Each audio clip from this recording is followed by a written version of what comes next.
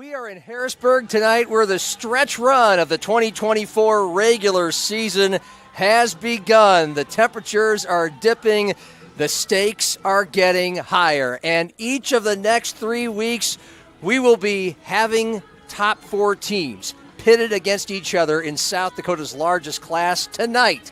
It's the fourth-ranked Jefferson Cavaliers at 5-1 at the number one ranked Harrisburg Tigers, who check in at 6-0, but this is their first test against any of the other teams in South Dakota's top four. It should be a whale of a game on a lovely, crisp autumn night. Kickoff is about a half hour away.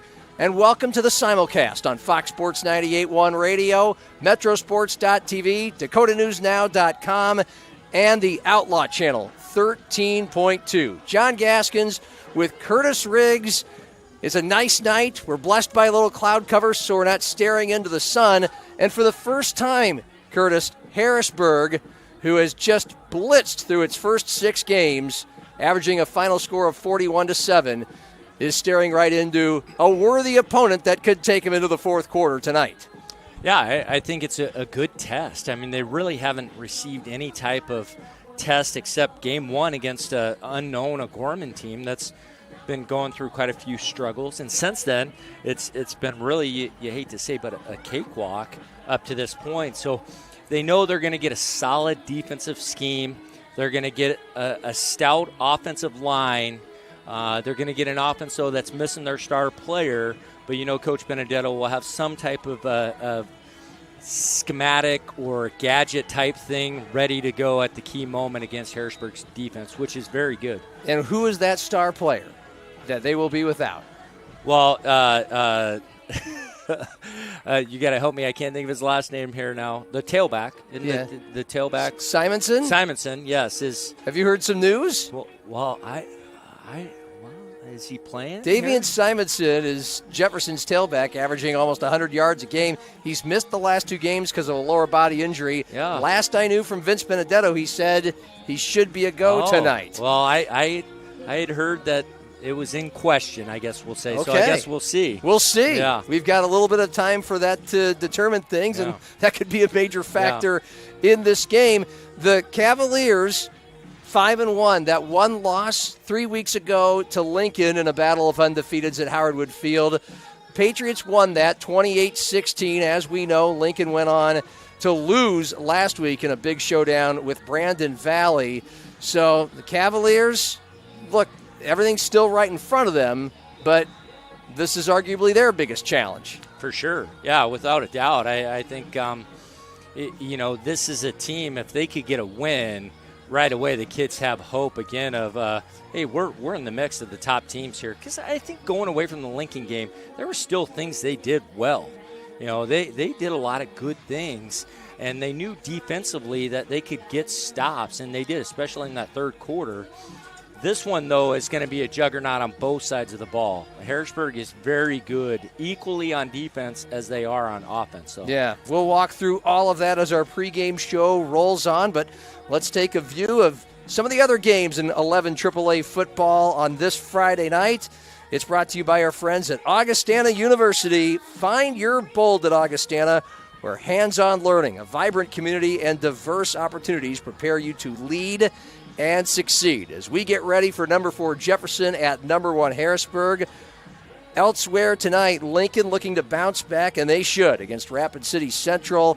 The Cobblers come in at 1-5, having beaten Washington last week by a field goal 3-zip. Meanwhile, the Warriors are back at home, the nightcap of that doubleheader at Howard Wood Field following the Lincoln game. And 1-5 Washington is hosting 2-4 O'Gorman, who is the number 5 ranked team in the state because somebody has to be. And the other games are Brandon Valley, the number 2 ranked team, visiting Mitchell, who comes in at 1-5. And the Roosevelt Rough Riders are out west at 0-6 Rapid City Stevens. Now, Brandon Valley, to you, after what they did to Lincoln last week, 39-13, do you consider them the number 1 team? I think they deserve to be. I think that was a impressive showing, and it was really a beatdown from the beginning to the end. I mean, they made their point clear that we're going to be dominant even if you know what we're doing. And what I mean by that is defensively, they lined up and brought pressure all game long, didn't disguise it. Then offensively, they ran off tackle all night, and Lincoln couldn't stop them on either side of the ball. I think they are the most physical team, and now Coach Christensen has them playing with that physicality. They sure do. I mean, if it's tough for voters, and it really doesn't matter. It's all going to come down to seeding, and the top two teams, when the regular season is over, they know they're going to get home games in the semifinals should they win in the quarterfinals, and then there's the neutral site at the Dakota Dome for the state championship. But, you know, Harrisburg remained at number one by almost 20 points over number two Brandon Valley. I think mainly because the Tigers have been number one and they haven't lost, but Brandon Valley's had the tougher test and beaten Lincoln, the highest quality win, when you look at both of those 6-0 teams. But again, it's a moot point. It's a fun talker.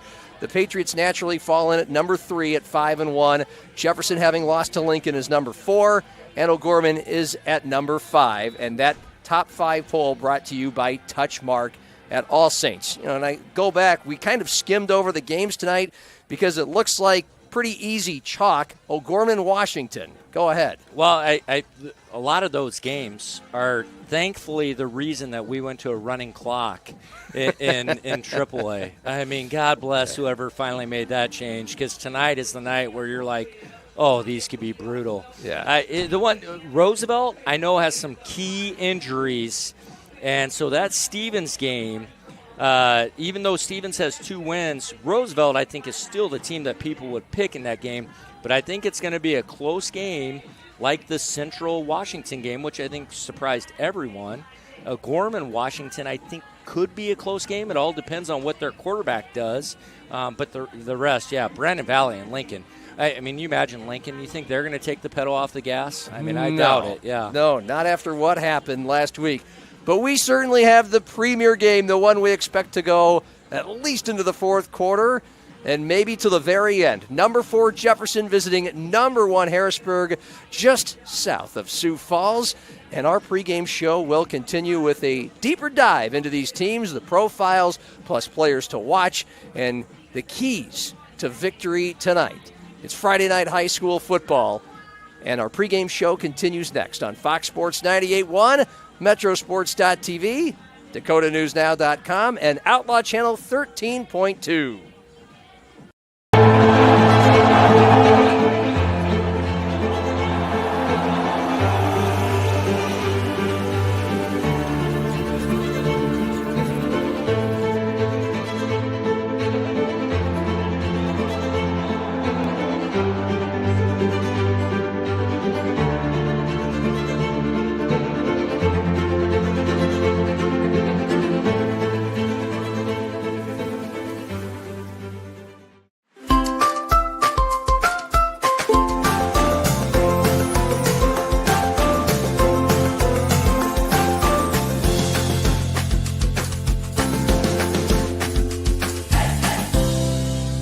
Touchmark at All Saints is a full-service, award-winning retirement community set in the heart of historic downtown Sioux Falls, South Dakota. At Touchmark, we want to preserve the independence that you have. We want to make sure that every part of who you are is fulfilled. I would recommend this to anybody. I think this is just a great way to spend your retirement years.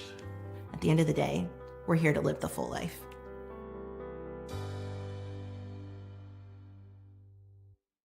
Starting the first bank in South Dakota was the easy part. Earning the confidence of local farmers, helping families account for their dreams, and securing the future for countless businesses took us a little longer. We owe it to the hard workers, big dreamers, and forward thinkers out there. Thank you for making South Dakota a great place to call home.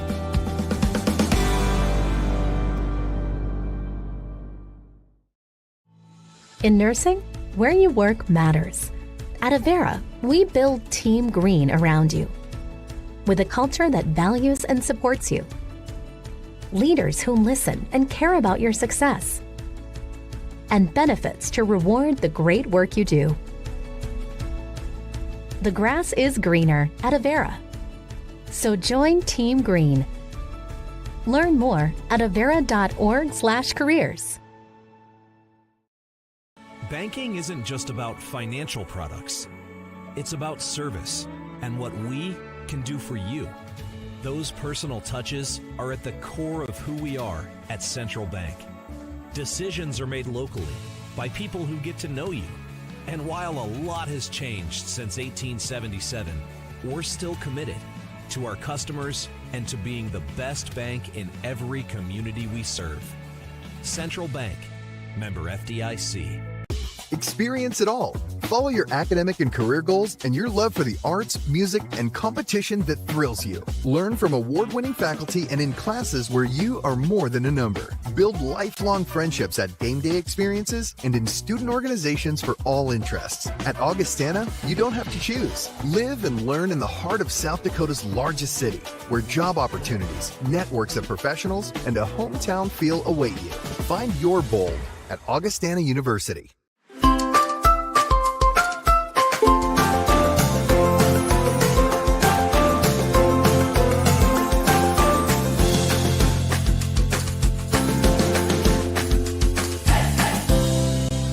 Dakota News Now at 9 on Fox Sioux Falls. Your first and only local news in prime time. 1 hour to focus on the headlines of the day, plus breaking news as it happens. 1 hour to provide in-depth coverage of the biggest stories, alerting you first to what impacts you and your family's safety. 1 hour to give you a more detailed look at your first alert forecast, updating you every 5 minutes so you can prepare for tomorrow's forecast tonight. Dakota News Now at 9 on Fox Sioux Falls. Your first alert.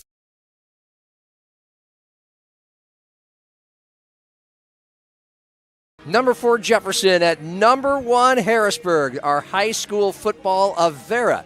Game of the week on the simulcast, Fox Sports 98.1, Metrosports.tv, DakotaNewsNow.com, and Outlaw Channel 13.2. John Gaskins with Curtis Riggs from Harrisburg as we continue with our pregame show and a look at each of these teams' profiles brought to you by South Dakota State University. The top-ranked Jackrabbits taking on Youngstown State tomorrow. You can hear Curtis on that call on Midco Sports at 2 p.m. Let's jump into the road team, Jefferson.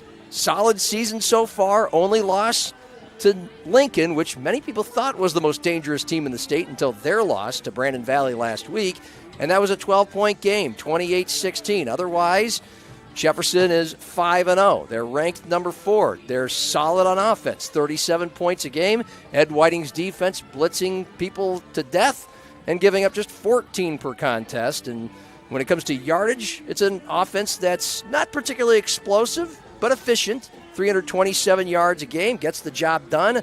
And the defense only allows just a tick over 200 yards per game. Curtis, what right now feels like the identity of the Jefferson Cavaliers? I think it's still the defense. I think still you look at the defense and solid run game and still maybe lacking some explosive plays offensively. It's hard to say that because some of the opponents they've played, you throw a 5-yard hitch and you end up getting an 80-yard touchdown off of it. So I think that's where they're still trying to evolve. I think they're still trying to find ways to get Eddie Whiting the ball too. I think Coach Benedetto knows he's their best player offensively. It's just how do you get a tight end involved in that game besides just straight play action? Yeah, Eddie Whiting, the son of defensive coordinator Ed Whiting, is 6'6", 230, a junior.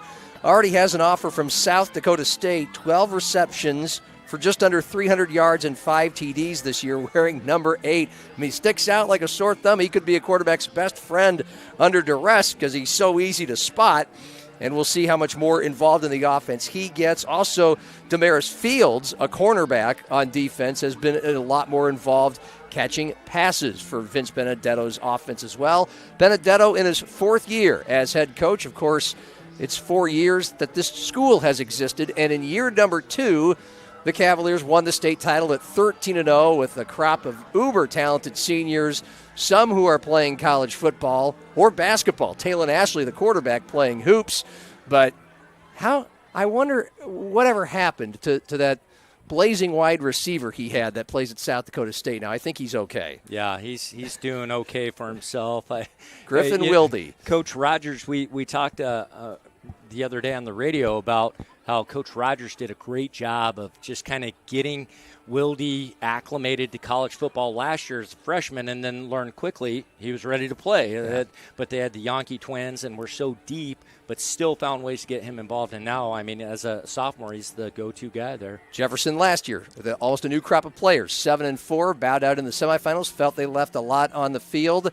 And so here we are this year. They're feeling like a contender. They could make a loud statement tonight, but they're going to have to take down the number one team in the state since the very start of the 2024 season. Number one ranked Harrisburg's team profile, also brought to you by SDSU. 6-0. They have not played any of the other top four teams quite yet. They're averaging 41 points a game and 362 yards of offense. 205 of those per game on the ground. So it is a team that likes to pound at you first, but they can be destructive through the air. The defense allows just 7 points a game, but the combined record of their opponents with all these glitzy stats, just 10-26. And as Curtis mentioned, they opened the season against what is now the number 5 ranked team, O'Gorman, who's 2-4. That was a 14-0 hard-earned victory. It's kind of a tough game to watch, to be honest with you, but the Tigers grinded that out, and then since then they've beaten Washington 41-7, Rapid City Central 42-8, Yankton 49-14, Stevens 49-zip, Roosevelt 49-13. So and a 56-13 win over. Pardon me, that was their last game, 49-13 last week against Roosevelt for Harrisburg. So again, we're going to learn a lot more about them tonight. Yeah, and as you list those wins, I mean, you kind of start to take a step back and be like, well, only Yankton has a winning record in that entire group, and they're the AA school. I think that's the big question mark for Harrisburg right now. But that was the question mark with Brandon Valley going into last week's game, and look how they came out. They showed that they were ready to play with anyone.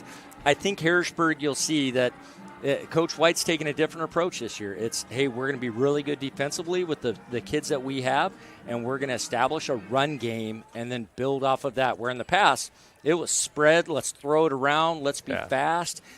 He's changed that perspective a little bit, even with the veteran quarterback that he has in Sam Knuth.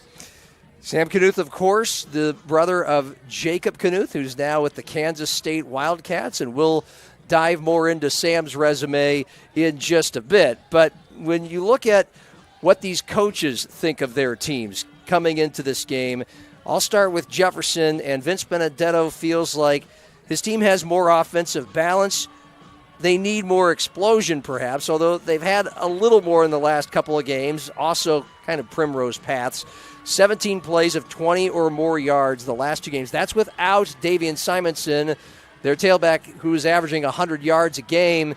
But those were in wins, again, over O'Gorman, 34-13, not a pushover. And then last week against Stevens, which basically Jefferson could name their number. And Ed Whiting's defense at Jefferson, they've really been squeezing things at the line of scrimmage.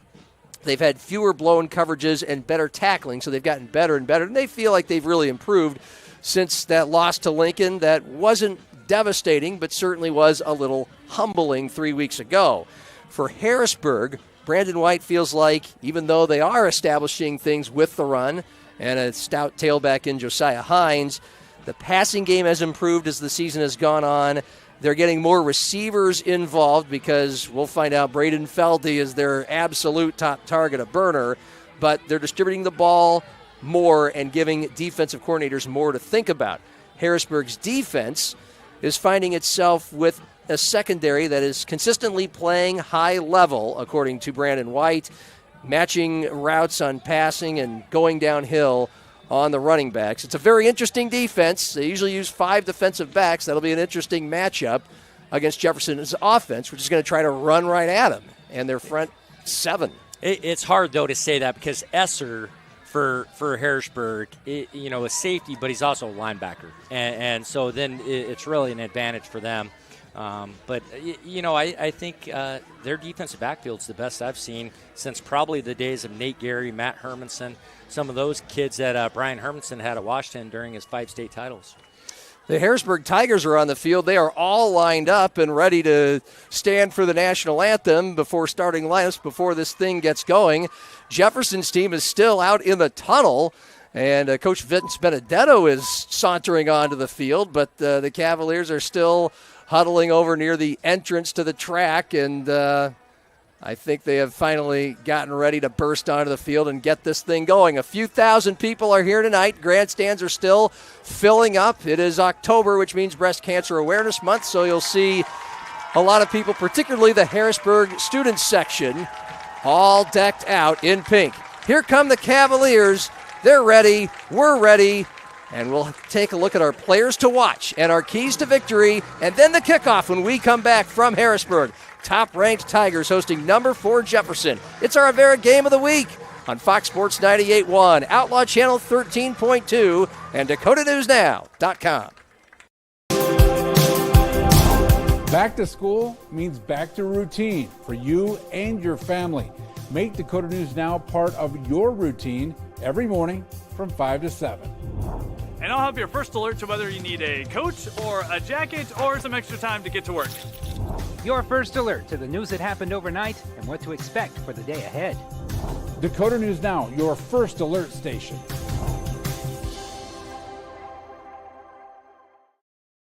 Banking isn't just about financial products. It's about service and what we can do for you. Those personal touches are at the core of who we are at Central Bank. Decisions are made locally by people who get to know you. And while a lot has changed since 1877, we're still committed to our customers and to being the best bank in every community we serve. Central Bank, member FDIC. Jackrabbits don't wait to see what the future holds. They build it.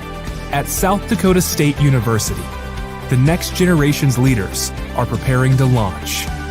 They're focusing on growth, and they're reaching new heights of excellence across vital industries. SDSU is building something greater for South Dakota and the world. Join us. Josh and Emily are visiting Emily's parents this weekend, where Josh will propose. He's nervous, but not about the ring. Well done, Josh. Well done. Chase is proposing to Ashley at the resort where they first met. Ashley was vacationing with friends, but Chase ended up being her best friend of all, plus some. Every diamond tells a story, but there's no story like yours. And there's no diamond like a Greenberg's diamond. Greenberg's Jewelers, a cut above the rest. In nursing, where you work matters. At Avera, we build Team Green around you, with a culture that values and supports you. Leaders who listen and care about your success, and benefits to reward the great work you do. The grass is greener at Avera, so join Team Green. Learn more at avera.org/careers.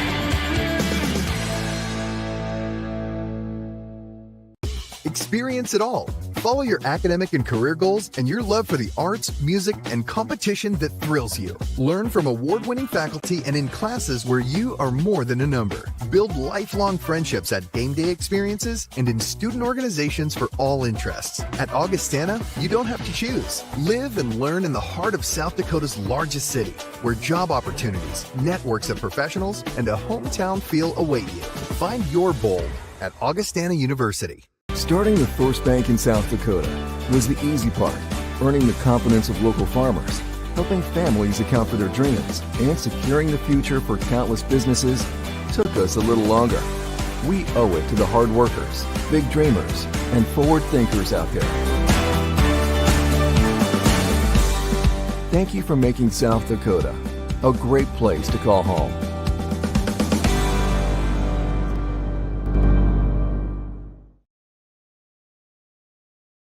just talking about the temperature. Harrisburg and Jefferson. It's a beautiful night for football. It really is. The temperature's right around 60 degrees. Not a lot of wind. No precipitation expected. We have certainly been very fortunate so far. This is 7 out of 7 that we've had dry weather and relatively nice temperatures for high school football here, which is not always the case in South Dakota. Time now for our Central Bank players to watch. And for Jefferson, it's their quarterback, the senior, Ethan Swenson, nearly 200 yards passing per game. He takes care of the ball, 13 touchdowns to just 1 interception. And last week against Rapid City Stevens, a winless opposition, 257 yards and 4 touchdowns through the air, almost all that damage in the first half. So he comes into this game humming, Curtis. The big key is that stat you said about taking care of the ball, 13 touchdowns to 1 interception. The thing you'd like to see by this point in the season, though, is starting to make those easy throws look easy. Sometimes it's a little erratic. Sometimes he's over or misses those throws, but he knows where he's going. He's making the right decisions. He's just got to execute now. According to head coach Vince Benedetto, this kid has all the power now, the full control of the offense. He is trusted to do anything, including make audibles. He's selfless. He makes the right decisions. Benedetto calls him a very underrated player. And our player to watch for Harrisburg is also the quarterback. Sam Knuth, a senior at 6'4", started last year for the Tigers, averaged 148 yards per game through the air through these first 6 weeks. All wins for Harrisburg. Also taking care of the ball. 12 touchdowns to just 2 interceptions, and he is a commit already for St. Thomas up in the Twin Cities. And just an outstanding young man. I've been able to work with him quite a bit, and people thought when they made that switch offensively, he would be upset, distraught. He wants to win. That's it. I mean, the entire training this offseason was geared 100% to avenging the loss, but more than anything else, just winning a state title, finishing out his high school career for his teammates. The loss you speak about was a shootout against O'Gorman last year, right here in Harrisburg in the state semifinals, 49-34. It was back and forth until the Knights pulled away in the fourth quarter. Couple key turnovers by Knuth and that Harrisburg offense. And you mentioned the offensive change. It has been very much a 4 or 5 wide attack, as you've said, spraying the ball all over the field. That certainly helped boost the numbers for his brother Jacob into a Player of the Year and state championship season back in 2021. But still, Sam Knuth has had the kind of senior season that would impress any recruiter, but he's already set to go play in Division I ball at St. Thomas. And now our Vernite keys to the game. For Harrisburg, handle adversity. For Jefferson, don't turn the ball over. The Cavaliers really do feel like a bit of a light underdog. There's less room for error. Well, and they're not that explosive offensively. So when you lose those possessions, I mean, it's catastrophic. At Harrisburg, handle adversity, they haven't been tested. They haven't been tested all season. They're going to get tested by Jefferson, especially against this defense. There's going to be times where Ed Whiting dials up some really good blitzes at key moments and puts them in bad situations. How do they handle those things? You know, Whiting has been described, I heard it earlier today from somebody else who covers high school football abroad in South Dakota, Jason Endera. He said Ed Whiting is somewhat the Brian Flores of South Dakota football when it comes to dialing up all kinds of looks and blitzes and trying to fool teams into maybe we're going to blitz, maybe we're not, and we'll see if that is the case tonight with the Harrisburg Tigers. And the captains are about to go onto the field and do the coin toss. There are 6 of them for Jefferson and a few for Harrisburg. When it comes to what these coaches feel like their teams need to improve upon the most, for Jefferson, actually both coaches said they need to do a better job of finishing drives. Now, when I look at Harrisburg scoring 41 or more in each of the last 5 games, I'm a little perplexed by that. But for Jefferson, certainly it was something that did them in against Lincoln, their one loss this year, their best test. They could get some yards. They could cross midfield. They moved the sticks, but then they would stall. And partly because you've mentioned it, they're not that explosive. Their longest pass this year at Jefferson is, well, they have one 73-yard pass, but a lot of them have been short and intermediate passes. Their longest run all year has been 26 yards. And for Harrisburg, Brandon White is looking for a better intermediate pass game and better performance on third downs. They need to get more consistent stops. Again, something that has not been a problem. Yeah, the thing I would say, Harrisburg, and where I would challenge Coach White is there's times where he's very predictable based on his formation and down and distance. He has set patterns, and someone like Ed Whiting's, he's going to be well aware of those things. Now, Jefferson, you're going to see very short receivers in that Lincoln game. We saw their star receiver, Mulbug, he got hurt, he tore his ACL, and they've had to adjust and change. And with these style receivers, they're guys you want to get them the ball quick, get them the ball in space, and let them make big plays. It is surprising that longest run, though. With Simonson as your tailback, I'm shocked that he wasn't able to break a big one, but it looks like he is going to be back tonight after being out the last 2 games. He is more of a battering ram. He's a 500-pound squatter in the weight room, but I'm surprised as well that he hasn't been able to blast one for beyond 26 yards. Harrisburg Tigers are going to get the ball first on a night where it's almost dead calm.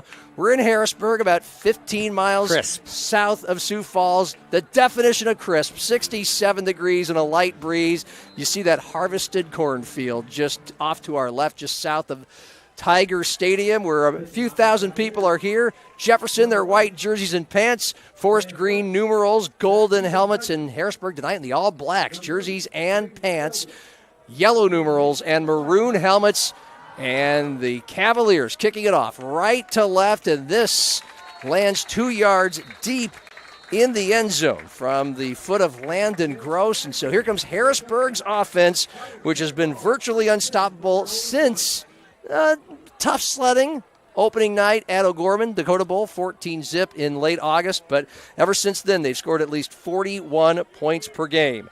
Sam Knuth, their quarterback, the 6'4 senior, completing 68% of his passes, 12 touchdowns, 2 interceptions, and about 148 yards a game. This is an offense, though, that averages 200 on the ground behind Josiah Hines, 5'11 junior tailback, averaging 7.5 yards per carry. He is to Knuth's left on 1st and 10 from their own 20, and Knuth going to keep it, and he breaks a tackle 25, cuts to his right, and then is tripped up across the 30 to the 32. Sam Knuth, who has a rusher this year, averaging 5 yards per carry, gets 12 on the first play of the game and a First Dakota first down. Yeah, and that's a quarterback counter, a nice, well-designed play, something they haven't shown much of. And Knuth can run. He is fast. It's just you see that he's kind of uncomfortable when he gets in traffic, but if he breaks out of there, he's gonna break away from everybody. 1st and 10, Harrisburg their own 32, handoff to Hines, stretching to the right, past some tacklers, 35, angling 40 and near the boundary, finally tripped up to about the 45. A run of 13 yards, 12 from Knuth, and 12 more as they mark it at the 44 for Hines on the first 2 plays of the game, another First Dakota first down. Ed Whiting's defense usually uses 3 down linemen.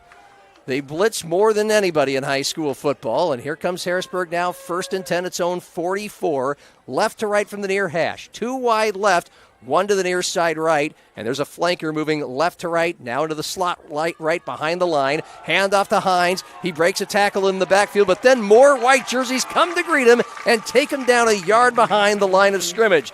The man who finally finished the job was Bo Coroner, a linebacker, and it's a loss of about a half a yard. And with Hines, we've seen this season, he's the workhorse. He's going to break a lot of tackles. You really got to rally to the ball, get there, and gang tackle when you get a hold of him. 2nd and a long 10 for Harrisburg. Their own 44. Minute and a half in, scoreless. This is the first drive of the game. Trips to the right side of the field, open field, short side left for Harrisburg. And a handoff to Hines, stretching left, now cutting back right into a defender who takes him down at about the 49. A solid 5-yard gain will bring up 3rd and 5 on this opening drive for Harrisburg. And Coach White has shown he's not afraid just to continually give Hines the ball and grind out these drives. Hines averaging 126 yards a game, 10 touchdowns on the year. He has broken a 59-yarder. 3rd and 5. Will this be Harrisburg's first pass of the game after 4 runs? 2 wide right.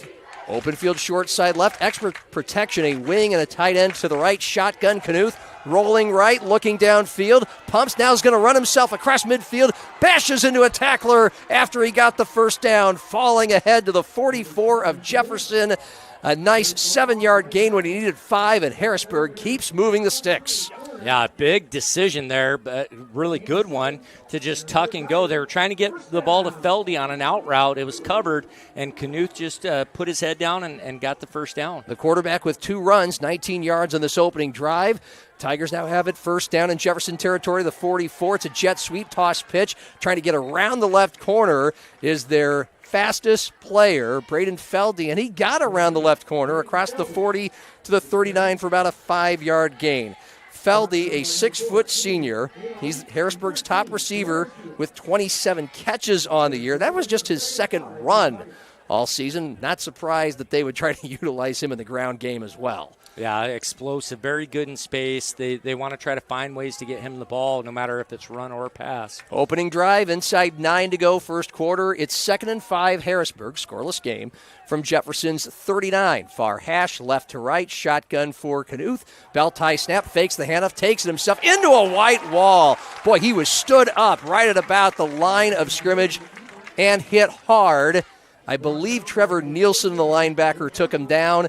It'll be 3rd and 5 again for Harrisburg. Here's the thing you got to be careful of running Sam Knuth. If you just saw that last hit, every time he takes really hard hits. He runs very high, and he will absorb a lot of hits because of it. That's not really something you want your quarterback taking a lot of. Harrisburg converts on 3rd down 58% of the time this year, 1 for 1 today on a 3rd and 5. That's the same thing we have here from the Jefferson 39. Knuth rolling right, throwing right, high point catch.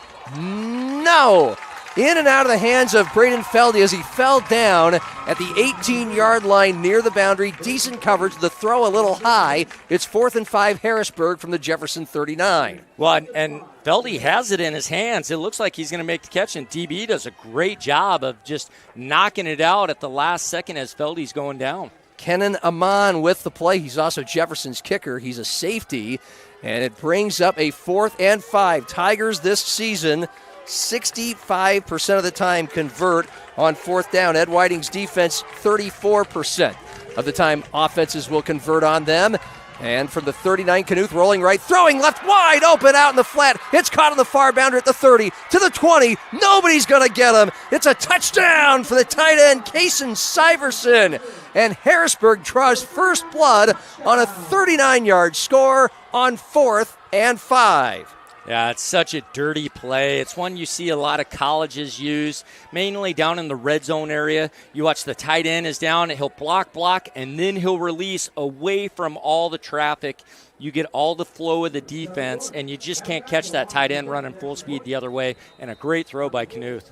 10th catch of the year for Syverson, his first touchdown. Nobody was in the area code to cover him after he caught the ball at the 30. Snap, hold, the extra point attempt for Adam Maxwell is through. He is now 33 of 35 on the year, and with 7:44 to go, first quarter from Harrisburg, the Tigers get the ball first and get on the board first. It's 7-zip with Jefferson getting the ball a minute from now on Fox Sports 98.1, Outlaw Channel 13.2, and Metrosports.tv. Jackrabbits don't wait to see what the future holds. They build it. At South Dakota State University, the next generation's leaders are preparing to launch. They're focusing on growth, and they're reaching new heights of excellence across vital industries. SDSU is building something greater for South Dakota and the world. Join us. Josh and Emily are visiting Emily's parents this weekend, where Josh will propose. He's nervous, but not about the ring. Well done, Josh. Well done. Chase is proposing to Ashley at the resort where they first met. Ashley was vacationing with friends, but Chase ended up being her best friend of all, plus some. Every diamond tells a story, but there's no story like yours. And there's no diamond like a Greenberg's diamond. Greenberg's Jewelers, a cut above the rest.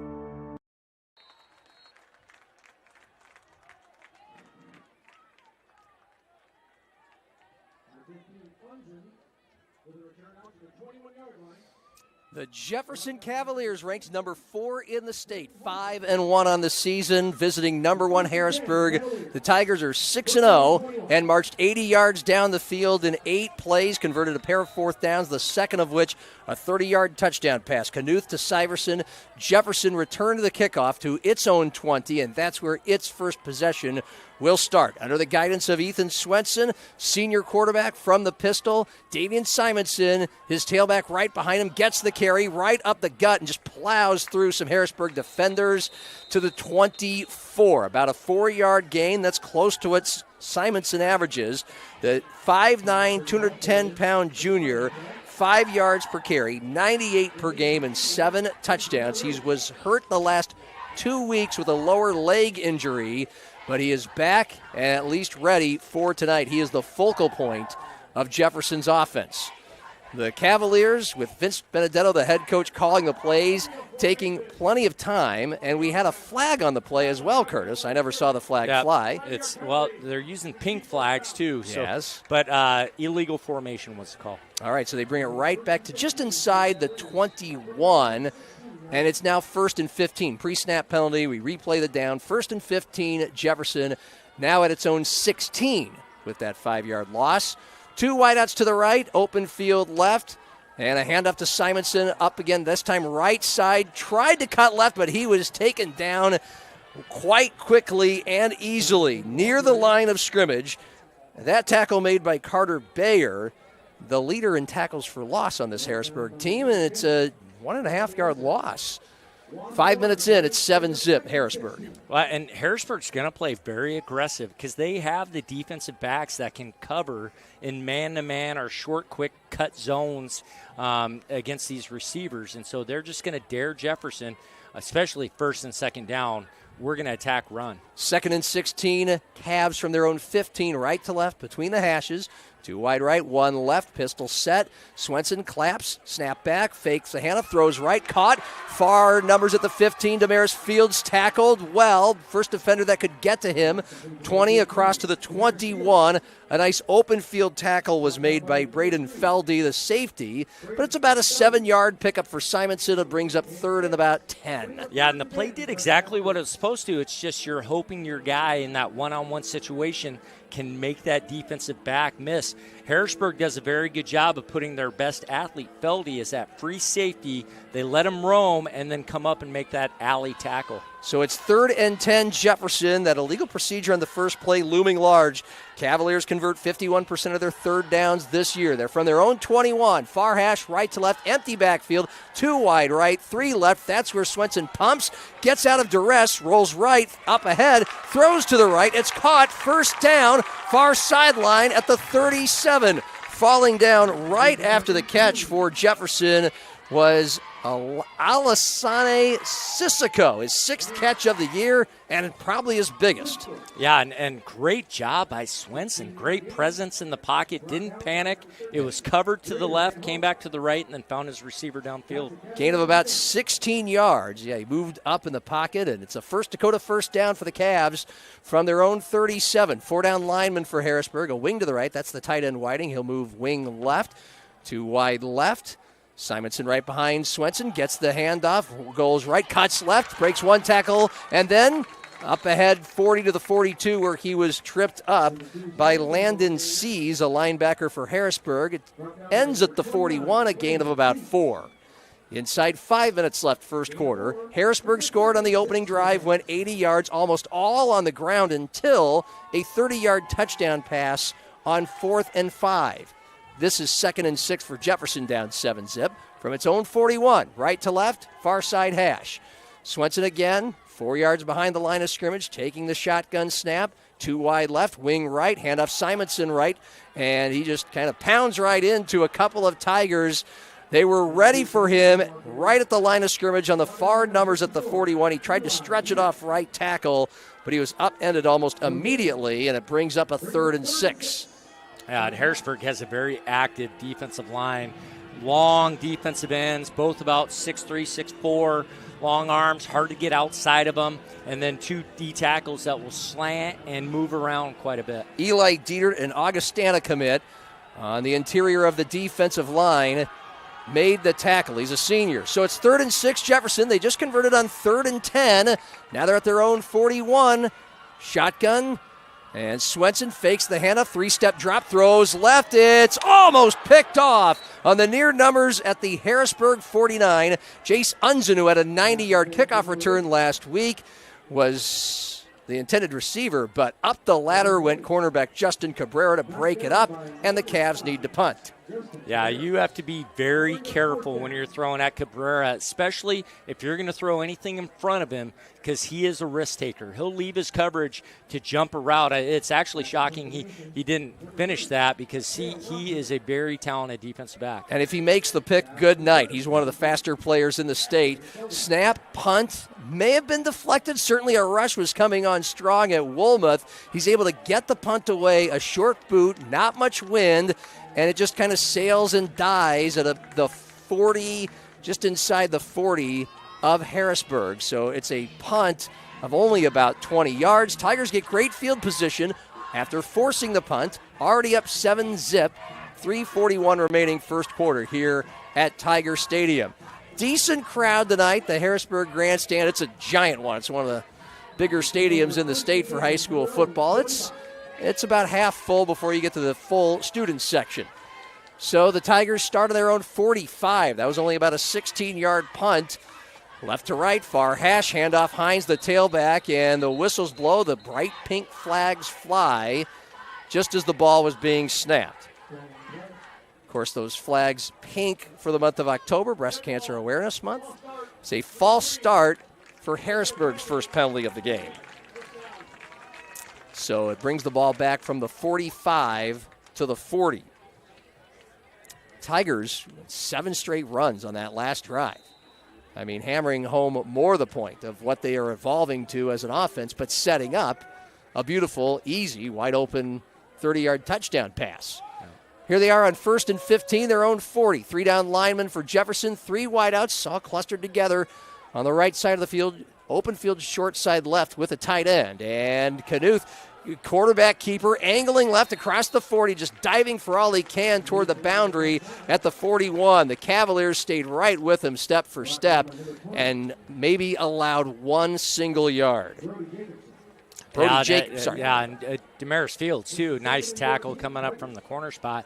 Coach White keeps trying to do that trip set to the wide side and then running back to the tight end side with the quarterback and bringing that guard and tackle with him. 2nd and 14 Harrisburg after the false start and then the 1-yard quarterback run. Again, trio of receivers right, open field left, shotgun, fake handoff to Hines, pressure both sides, throw left side, and it is over the head of Syverson. That throw, little early, timing off. Fields with the coverage over there on the far side 40 of Jefferson. 3rd and 14 coming up.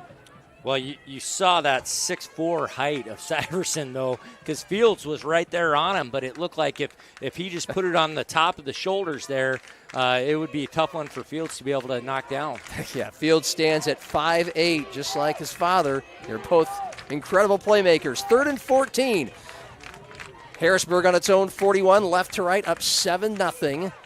3 minutes remaining first quarter. A wing and a wide left, but Knuth rolling right off the play action, wants to keep it, and there's a tackle in the backfield as Knuth was angling toward the near sideline. An open field trip up made by Cooper Nielsen, a sophomore defensive back, not a starter. A gain of maybe 2 yards to the 43, 4th and 12, and Harrisburg needs to punt. Yeah, and Coach Whiting should have known what play was coming there. As soon as Feldy went in motion, they're going to roll to the right and bring Feldy on that backside post, and Fields locked him down. You could see Knuth wanted to go there right away. He saw Fields, decided to try to run, and a nice open field tackle. Keenan Upton is Harrisburg's punter. He boots it from his own 32. Little wind to contest with, end over end, caught by Fields. He'll take it. Far side 27. Oh, he runs right, spins left, and then is taken and tripped up across the 33. So an entertaining return by Damaris Fields. A flag flew as he was spinning out of that tackle. I think it was the beanbag to mark where he caught it at. Okay. Yeah. They're pink too. Yeah. That's not confusing at all. All right. I mean, it's not confusing for you because you see and know everything, but for the layman here, I see. It did look like a flag. You're Thank right. you. Yeah. That's very kind of you. 1st and 10, Jefferson, its own 34. 2 wide right, 2 to the short side left. One of them is Whiting, and the tight end now lines up just behind the line on the left side, right in front of the quarterback, Swenson. 3 down lineman, Tigers. Hand off to Simonson. Actually, it's Sam Glassaya, the tailback on this drive, and he just kind of bowls his way forward for a couple yards from the 34 to the 36. A few Tigers were right there. It's a 2-yard gain. So, again, Simonson, the primary tailback for Jefferson, and he averages almost 100 yards a game. But Glassaya spelling Simonson, starting the last 2 weeks while Simonson had a lower leg injury. Sam Glassaya, this is a kid who averages about 6 yards a carry himself and got some quality carries the last 2 weeks. 2 yards there. 2nd and 8, Jefferson from its own 36. Near hash, right to left. And Swenson the clap, the handoff, Glassaya off right tackle, and again, just into a pile of black jerseys. Might have gotten back to the line of scrimmage. It'll be 3rd and 8. Yeah, they compact everything so tight in the box. It's really difficult with Jefferson's offense because a good defense, they'll get hat on hat, and Jefferson relies on each guy's going to be blocked by someone. Well, that's really difficult. Guys are going to get away. They're going to slide off the blocks, whereas if you run outside sometimes, you don't have to block everyone. You can let some guys go. You can pitch off of guys sometimes too, and they're relying, we're going to dominate right in this box, and this is how we're going to beat you. 3rd and 7, Jefferson, 1 of 2 on 3rd down so far today. 3 wide right, Fields in motion, left to slot right, and the quick pass to Fields. He is banged right away. Wow, Justin Cabrera hit him hard and may have hit him before he had a chance to haul in the ball. No flag on the play. Well, here's why it shouldn't be interference. Watch him. He goes, and when Fields catches this, he launches right at the head. It should be a flag. It's an aggressive play. They should know Cabrera is sitting in a cut corner look. He's going to attack right away. That's his responsibility. It's a big play, but it needs to be flagged. That should have been an easy call right there. So the pass was incomplete. Brings up 4th and 7. 35 seconds remaining first quarter. Woolmuth the punt. Higher and further than last time. It sends the returner back. Feldy, in fact, makes a fair catch between the hash and the far numbers on that far side at about the 23-yard line. That's where Harrisburg's 3rd drive of the game will start. The Tigers leading 7-0. 26 seconds remain first quarter. Harrisburg marched 80 yards, 8 plays, 7 runs, and then a 30-yard touchdown pass from the quarterback, Sam Knuth, to the tight end, Syverson. And then the last 3 drives, the teams have exchanged punts. So the Tigers first down to their own 25 with 3 wide right, open field far side left. Quarterback Knuth standing with his running back Hines right next to him. Fakes the handoff, rolls right, pressure coming up the middle. He has to just dump it ahead. He gets rid of it. Curtis may have wanted a flag there. Would that have been intentional grounding? Well, I mean, it was the intent. It's just a matter of was there a receiver nearby. But you could see Knuth was clearly just getting rid of it. Yeah, he just kind of darted it right into the turf. And he did not want any more part of the lineman Austin Miller coming at him, the defensive end, a University of Sioux Falls commit, than he was going to get with the ball. So it brings up a 2nd and 10, stops the clock, 21 seconds remaining in this first quarter on a crisp autumn night in Harrisburg. 2nd and 10, Tigers, 3 wide right, and now the tight end motions from left to right. Bell tie snap, another fake handoff. Knuth dancing, being chased from behind. He tries to run left and is stuck ahead to the 26. This time for Jefferson, it was Cole Knopfziger, their leading tackler, a linebacker, making the stick about a 1-yard gain. And that brings us to the end of the first quarter. Harrisburg, the number 1 team in the state, ahead of number 4 Jefferson, 7-0. Tigers with the ball when we come back to start the second quarter on Fox Sports 98.1, DakotaNewsNow.com, and Metrosports.tv. News Now at 9 on Fox Sioux Falls. Your first and only local news in primetime. 1 hour to focus on the headlines of the day, plus breaking news as it happens. 1 hour to provide in-depth coverage of the biggest stories, alerting you first to what impacts you and your family's safety. 1 hour to give you a more detailed look at your first alert forecast, updating you every 5 minutes so you can prepare for tomorrow's forecast tonight. Dakota News Now at 9 on Fox Sioux Falls, your first alert station. Starting the first bank in South Dakota was the easy part, earning the confidence of local farmers, helping families account for their dreams, and securing the future for countless businesses took us a little longer. We owe it to the hard workers, big dreamers, and forward thinkers out there.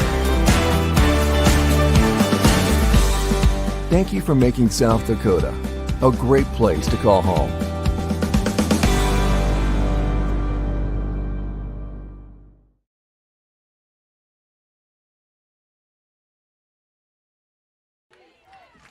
Start of the second quarter in Harrisburg. Top-ranked Tigers leading number 4 Jefferson 7-0. 3rd and 9 Tigers of their own 26. Play action. Knuth hit as he throws. Incomplete. Only person near it was a Tiger receiver, but at the 35-yard line, the receiver was 4 or 5 yards away. But that's the Ed Whiting blitz forcing Harrisburg to punt, Curtis. Yeah, and 6'6", defensive end Austin Miller was able to just go in untouched. Harrisburg, though, they ran a delay route with number 82. He's not listed on the roster, but he was wide open. They used Feldy to clear everyone deep. He waited, and then shot underneath and was there for a big gain. Pressure came at the punter. He was able to get the boot away from about his own 20. The Cavaliers let it go, and it bounces on the far side of the field. Started at about the 30, rolled toward the boundary, and is marked down at the 22. So that ends up being a punt of about 48 yards. And so Harrisburg will take that. The Cavaliers will start at their own 22 and trailing 7-0. They have punted on each of their first 2 drives. John Gaskins with Curtis Riggs on the simulcast. Few thousand fans in Harrisburg. It's a cloudy night. Temperature at about 65 degrees. Very little wind for either team to contest with. The Cavaliers are driving left to right in their all-white jerseys and pants. 1 clap, then 2 clap. Ethan Swenson, the senior quarterback, going for the hard count. Davian Simonson, the starting tailback, is back in, and he is right behind Swenson. They're waiting for this play clock to wind it down. Finally, the whistles blow. We from here cannot see a play clock. And it was a delay of game on Jefferson, though. Yeah, they took it a little too far.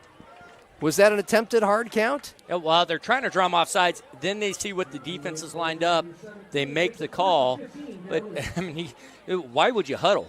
You should just have a call where you know you're lining up that way, and then we'll call it at the line of scrimmage. When you huddle, you just consume more time. Cavaliers, as I mentioned, all white jerseys and pants. Tigers in all black jerseys and pants, bright orange or yellow numerals, maroon helmets. 1st and 15 now, Jefferson, their own 17. Shotgun, handoff, Simonson into a pile. Across the 17, maybe to the 18, between the far side hashes and numbers, just right up the middle. Jefferson did that twice on a couple drives ago with Simonson. I would just love to see that big offensive line for Jefferson just dig in and just down block. They need to take the old school mentality of an O'Gorman, and we're going to down block and get angles rather than they just stand, catch, and then try to move bodies that way. Harrisburg's too athletic. They're penetrating, getting into the backfield, and Simonson's got nowhere to go. Both tackles for Jefferson will be playing on Saturdays. One of them, Victor Hernandez, the right tackle at USF next year. 2nd and 15, Cavs, their own 17. And Swenson takes the chest-high snap, looks left, rolls right, has an open receiver, finds Unzen near numbers at the 22, but a great open field tackle made ahead to the 25. A gain of 8 on 2nd and 15. But a nice tackle was made by Carter Byer. It will bring up a 3rd and about 7. Yeah, and it was a really good route and a nice throw by Swenson. Jefferson's got a couple guys down. I don't know if... Well, Jay Sunzen, for sure, the receiver who made that catch, a super sophomore who has 3 kickoff returns for touchdowns this year, and he is just writhing in pain. He got and tackled awkwardly. Yeah, he has got both arms around trainers and had to hop to the training table, favoring his left leg. Meanwhile, still on the field for Jefferson is their center, Brady Altenberg, a 6'1 senior. So he is currently sitting up with 3 trainers tending over him. He is the nephew of Jim Altenberg, Harrisburg's athletic director. I said Harrisburg's athletic director. Sydney Altenberg, Brady's sister, is a sophomore basketball player and one of the best in the state at Jefferson. Altenberg seems to be fine. He's able to get up. He is walking slowly, hobbling a little bit, so depends on how loosely you interpret the word fine. He certainly won't be able to come in on the next play. And so Jefferson sends in a backup center now, Aiden Zortman, a 6'1 junior, on a big third down. Minute and a half into the second quarter, Jefferson trailing 7-0 at number 1 Harrisburg with the ball. 3rd and 6, their own 26, the Cavaliers, 1 of 3 so far on first down today. They're on the near hash, left to right. 4 down linemen for Harrisburg. Shotgun for Swenson. Tailback right behind him. Man in motion, left to slot right. That's Fields. 2 receivers right. That's where Swenson looks the whole time. Rush coming at him. Throws over the middle. He's got a catch by Whiting. Open field. Broke a tackle 30 and then skirted ahead 40 ahead to the 45 where he finally falls down. But that is a first down pass for Jefferson of 19 yards to the tight end. Yeah, and Coach Benedetto's been trying to figure out creative ways to get Eddie Whiting the ball. A nice tight end middle screen. Good call. He's got a young center in there. Let's just let that D-line rush as hard as they want, and we'll dump it right over him. Second catch tonight for Whiting, his 14th of the year. He stands 6'6", a junior. Already getting looks from schools like South Dakota State. 1st and 10 from the 45. Cavaliers still in their own territory, left to right. A handoff, tailback. Simonson bashing up the middle, but tripped up across midfield. He had a full head of steam, but one of the Tigers came up to get him. Camden Schimmel, a safety, and it still is about a 6-yard gain into Tiger territory. And great patience by Simonson. You saw him just hide behind that pulling guard, wait, and then make that cut and explode for 7 yards. 2nd and 4, Cavaliers in between the hashes at the Harrisburg 49. 3 down linemen now for the Tigers. Swenson from the pistol with Simonson right behind him. Whiting was slot left. Now he is behind the lines left side. 2 wide right, and a defender creeps up for Harrisburg at the last second. Handoff to Simonson up the middle. Bashes off 1 tackle. Falls forward as he is shoestrung tackled to the 46. Just off right guard, a gain of about 3 will bring up 3rd and 1 for the Cavs, trailing 7-0 early second quarter. Yeah, and it looks like now when Jefferson lines up Whiting out at the slot and they bring him in to be that H-back, when they motion him in, Harrisburg's just automatically blitzing off that edge now. They're just saying, we know it's going to be a run. You're pulling us right into that run play. Jefferson 3rd and 1 from the Harrisburg 46. Cavaliers are 2 of 4 on 3rd today. Handoff, Simonson has the first down right up the middle into the arms of a couple of safeties across the 45 to the 43. Got the job done. Needed 1, got 3, and the Cavs keep moving. Yeah, great first cut by Simonson, too. That first cut is what allowed him to get that first down. Yeah. Ran it left and cut it right. Tackle was made by Landon Sees for Harrisburg. An outside linebacker. Jefferson with a fresh set of downs. What are you seeing? I mean, they made Fields come out of the game. I don't know if he has an equipment issue or what, but it looked like 2 guys came out. 1 guy went in. We'll see. It looks like they got enough here, but something with his equipment. They wouldn't let him stay out there. 4 minutes into the second quarter, it's 7-zip, Harrisburg the lead. Jefferson the ball, 1st and 10 at the Tiger 43. Left to right, a little bit of a fire drill from the offense. 3 wide left, handoff up the middle. Simonson again bashing off 1 tackler.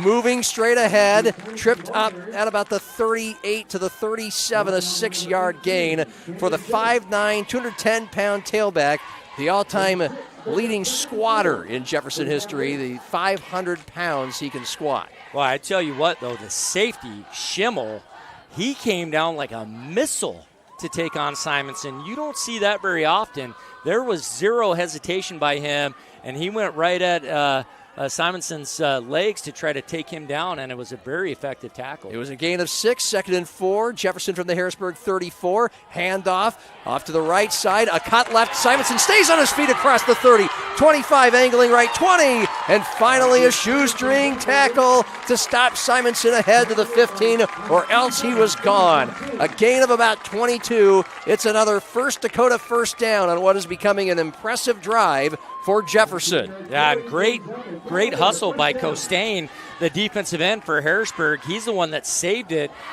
He got blocked downfield and just turned and ran and caught up to Simonson. Close to Simonson's long run of the year. It was 26. It is 26. That was 22. So first down, Jefferson at the Harrisburg 15. Near hash left to right, 2 wide to the short side right. An extra tight end over there. Open field left. Handoff, Glassaya the tailback, right guard, and he muscles his way through some defenders, drags them all the way to the 10 to about the 9. So the Cavs picking up about 5 or 6 yards on each of their first downs on this drive. And it'll bring up a 2nd and 5.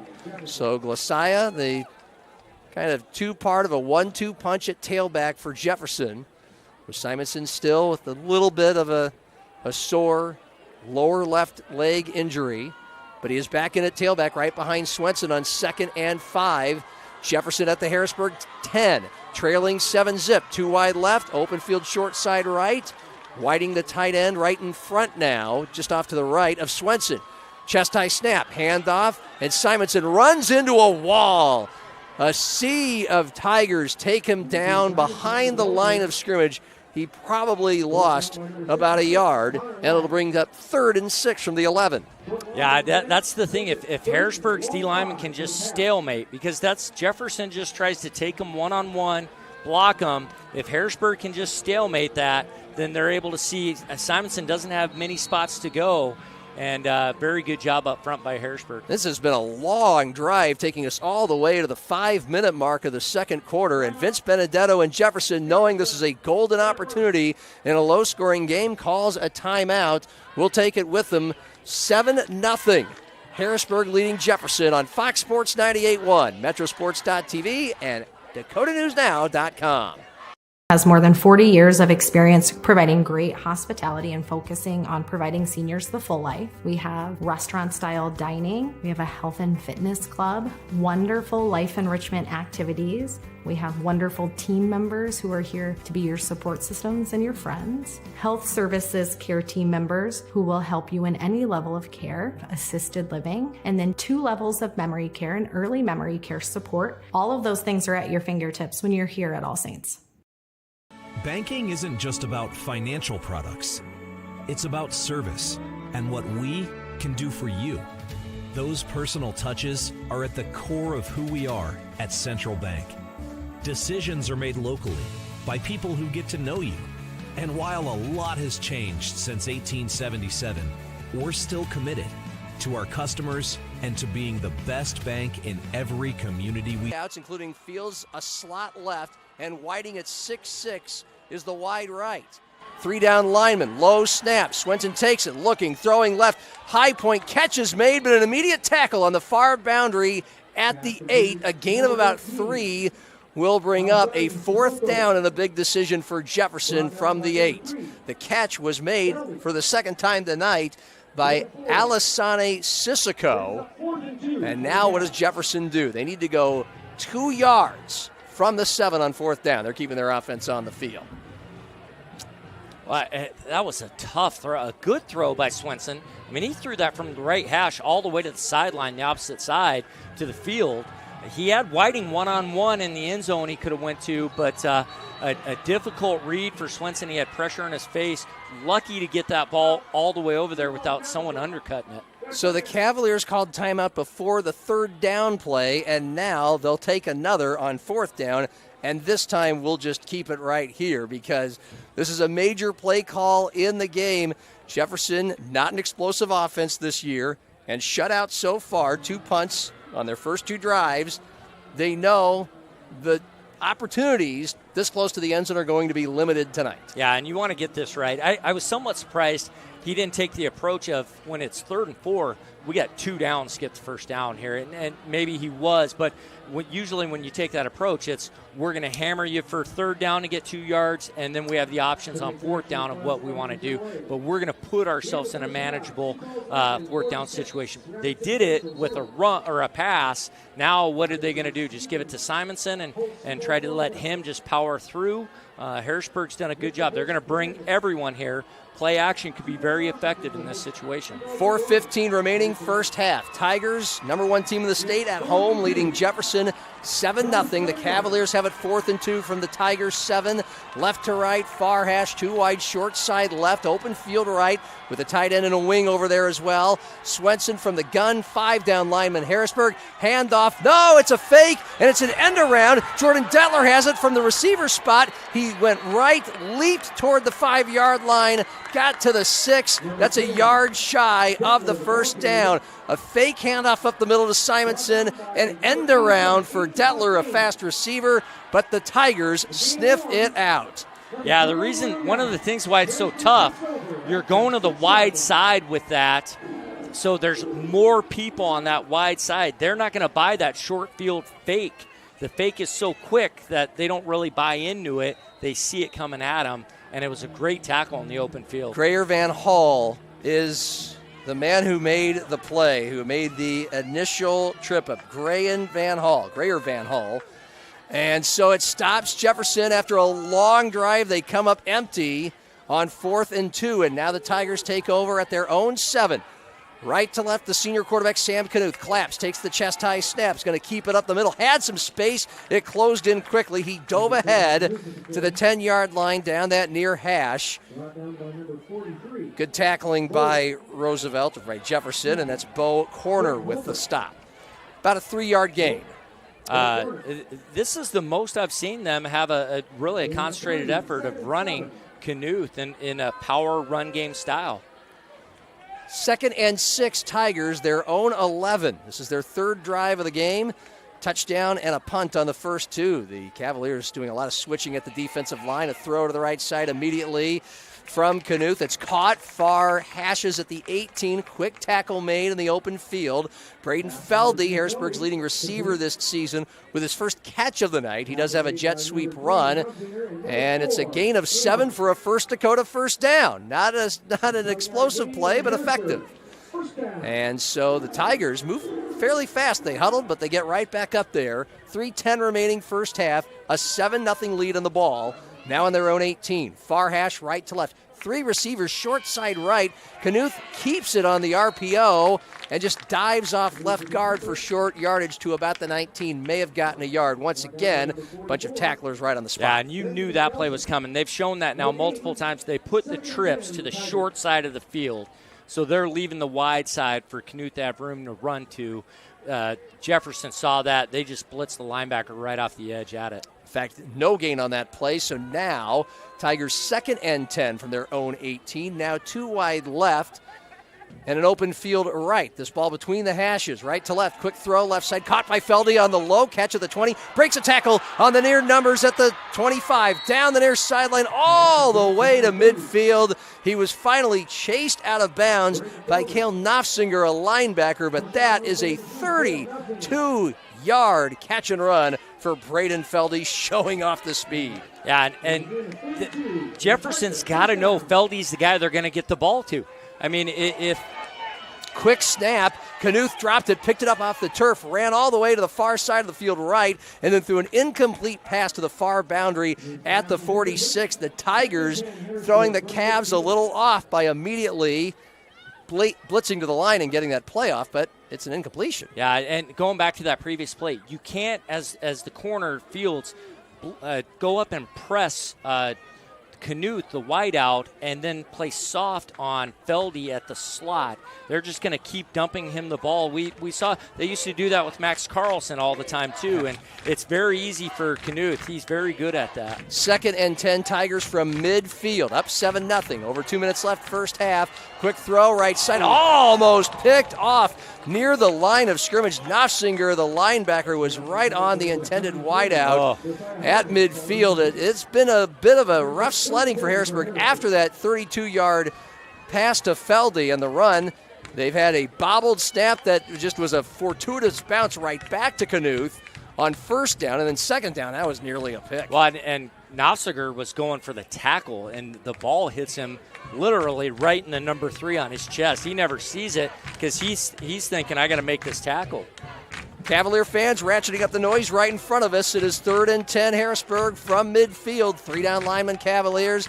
Tigers have 2 wideouts right. Knuth is going to take it himself, angling right now, cutting left up the middle of the field, and then leaning into a tackler at about the 45. That's where the play ends. It's about 5 yards shy of a First Dakota first down. Well, and Coach White will go for it. We know that. I mean, that's been his MO the entire time. Especially with a veteran quarterback. A pair of 4th down conversions for the Tigers on their first drive of the game. The second was a 30-yard touchdown pass from Knuth to Syverson, the only score of this game. 7-0, a minute 40 and ticking in the first half. The Tigers taking plenty of time. They have all 3 of their timeouts, and they appear to be in no hurry to snap a play. The head coach, Brandon White, is just waiting to the last possible second, I think, to call a timeout, and he does. So he does so with 1:23 remaining in the first half and a 7-0 lead in so far a low possession game where every point is precious. Benedetto took 2 timeouts inside the 10. Cavs came away with nothing, and now White just making sure that Harrisburg plays up as close as they can to 0 on the clock. And it's surprising that he would go for this here. Not because Coach White, he does it often. Okay, he that's his philosophy. But the reason I say it's surprising is Jefferson is not very explosive, and so to pin them back and make them have to go the entire length of the field with only a minute left in the half, that seems like the better option right here. You give them the ball at midfield, they got an easy chance to score, and they get the ball first in the second half. Jefferson has not scored yet tonight, and they have driven down the field once for about 80 yards before not scoring. But so that's to your point for sure. Now the Tigers coming out of the timeout, 1:23 remaining first half, up 7-0, 4th and 5 at the Jefferson 45. They are 1 of 1 on 4th downs today, 64% on the year. Knuth fakes the handoff, rolling right, looking downfield, throws on the run. It's caught far sideline. Feldy for a first down. Made the grab just before the 30, and then, of course, those fast feet moved quickly until he was forced out at the 25. A 20-yard gain on 4th and 5 for a Tiger First Dakota first down, and they're going to get right back up to the line. 1:05 and ticking first half. Tigers have 2 timeouts remaining. Knuth from the gun. He's got a tailback, Hines, who has been a non-factor so far. And a fake handoff there, a throw right side. It's up for grabs. It is caught and in there for a touchdown. Caught at the 5. Over the shoulder throw. And the Tigers take a 13-0 lead with 50 seconds to go in the first half. Or do they? They do. I don't know if there was a flag, but the ref came to make an announcement, and the announcement was it's a touchdown. A 25-yard strike replay on Metro Sports TV as Knuth once again, an RPO, once again choosing to throw, and a nice, beautiful pass falling into the hands of Jonah Knuth, his younger brother. Actually, also a senior. Twin, thank you. Yeah. First touchdown of the year. Not by much. A couple seconds. Yeah. First touchdown of the year for Jonah. And in to attempt the extra point, Alex Maxwell. The snap a little high, but the hold was recovered nicely. And the kick is right on through. 14-0 Harrisburg. They get the 4th and 5 conversion out of the timeout. And 2 plays later, 2 passes later, they're in the end zone in a 14-0 lead. A couple things, John. That 4th down, they run a pick route for Feldy, and he comes across, and 82 is able to kind of rub his defender to just give Feldy that yard gain that he needs to get open. He's the go-to guy. That's the guy Knuth's going to try to find. Then on the first down, perfect throw to his brother. The only thing that could have happened, the ref took his hat off, which means Jonah Knuth went out of bounds. Well, if you go out of bounds, you can't be the first person to touch the ball when you come back in. So I'm not sure what happened there. We couldn't hear the call, but either way, beautiful pass by Sam Knuth to his twin brother. I mean, how cool is that for the parents to see their two boys get a big touchdown before half? For Jonah, just his 4th reception of the year, his first score. For Sam Knuth, now his 13th, make that 14th touchdown pass to just 2 interceptions. 2 TDs tonight. And a kickoff for Harrisburg, right to left, fielded far, hashes at the 2. Jay Sunzen back in the game. Full head of steam, but tripped and tumbles across the 20 to the 22, about a 20-yard return. Unzen had been, he appeared to be severely or at least seriously hurt midway through this second quarter, but he's back out there. 45 seconds remaining first half. Number 1 Harrisburg leading number 4 Jefferson 14-0. A couple of pivotal points in this game coming on the last 2 possessions.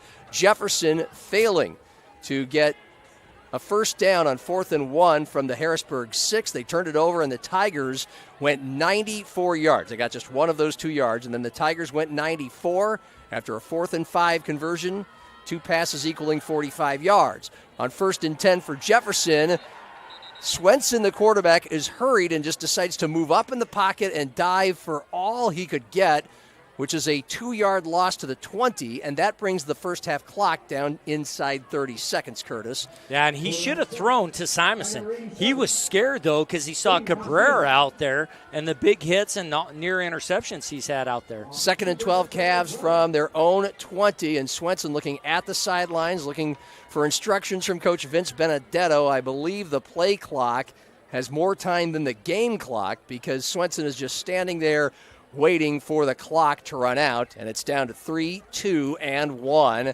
and we have reached halftime.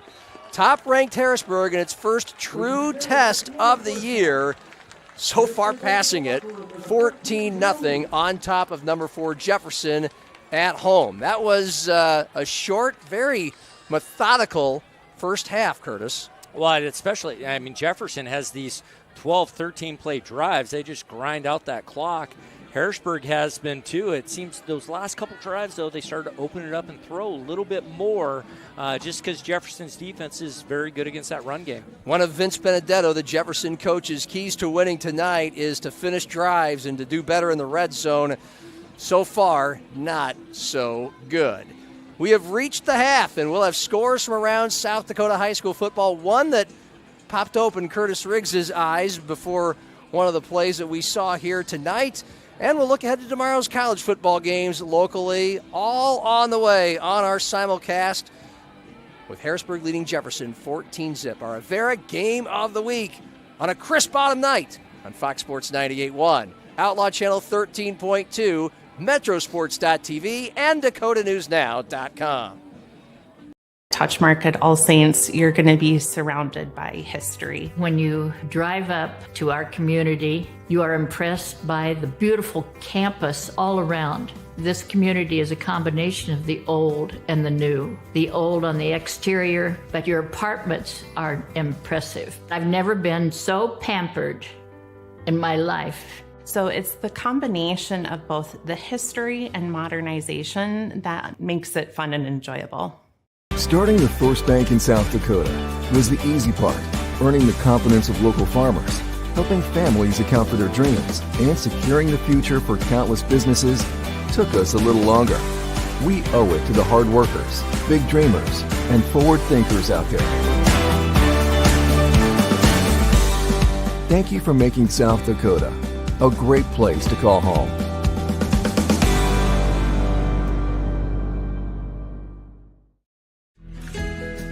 Finding a place to belong is everything. It's where you can make a difference, where you're heard, where you have a team that supports you, and the benefits you deserve. At Avera, you can find that place. You belong at Avera. Apply today. Avera.org/careers.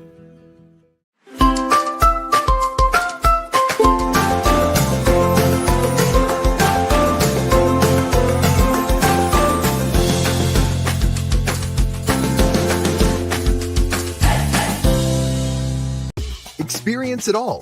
Follow your academic and career goals and your love for the arts, music, and competition that thrills you. Learn from award-winning faculty and in classes where you are more than a number. Build lifelong friendships at game day experiences and in student organizations for all interests. At Augustana, you don't have to choose. Live and learn in the heart of South Dakota's largest city, where job opportunities, networks of professionals, and a hometown feel await you. Find your bold at Augustana University.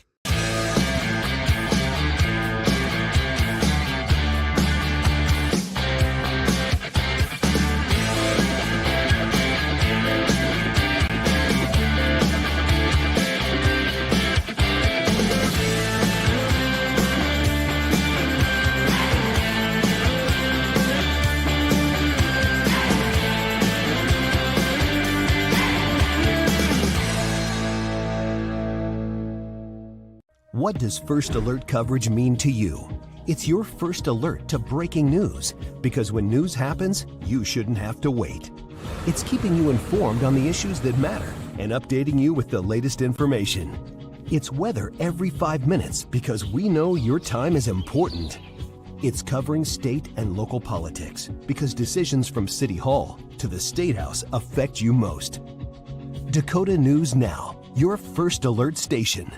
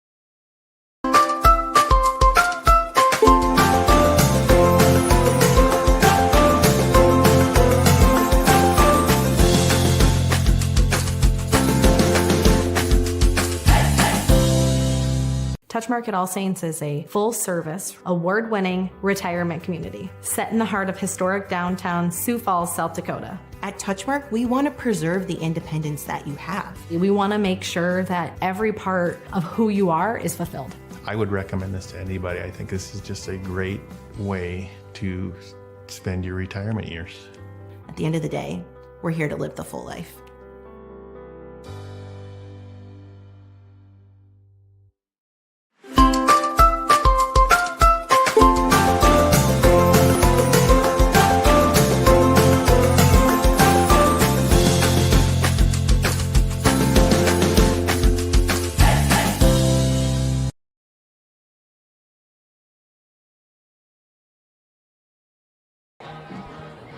Halftime at Harrisburg, the top-ranked Tigers still undefeated, leading number 4 Jefferson coming in with just one loss. It's 14-0.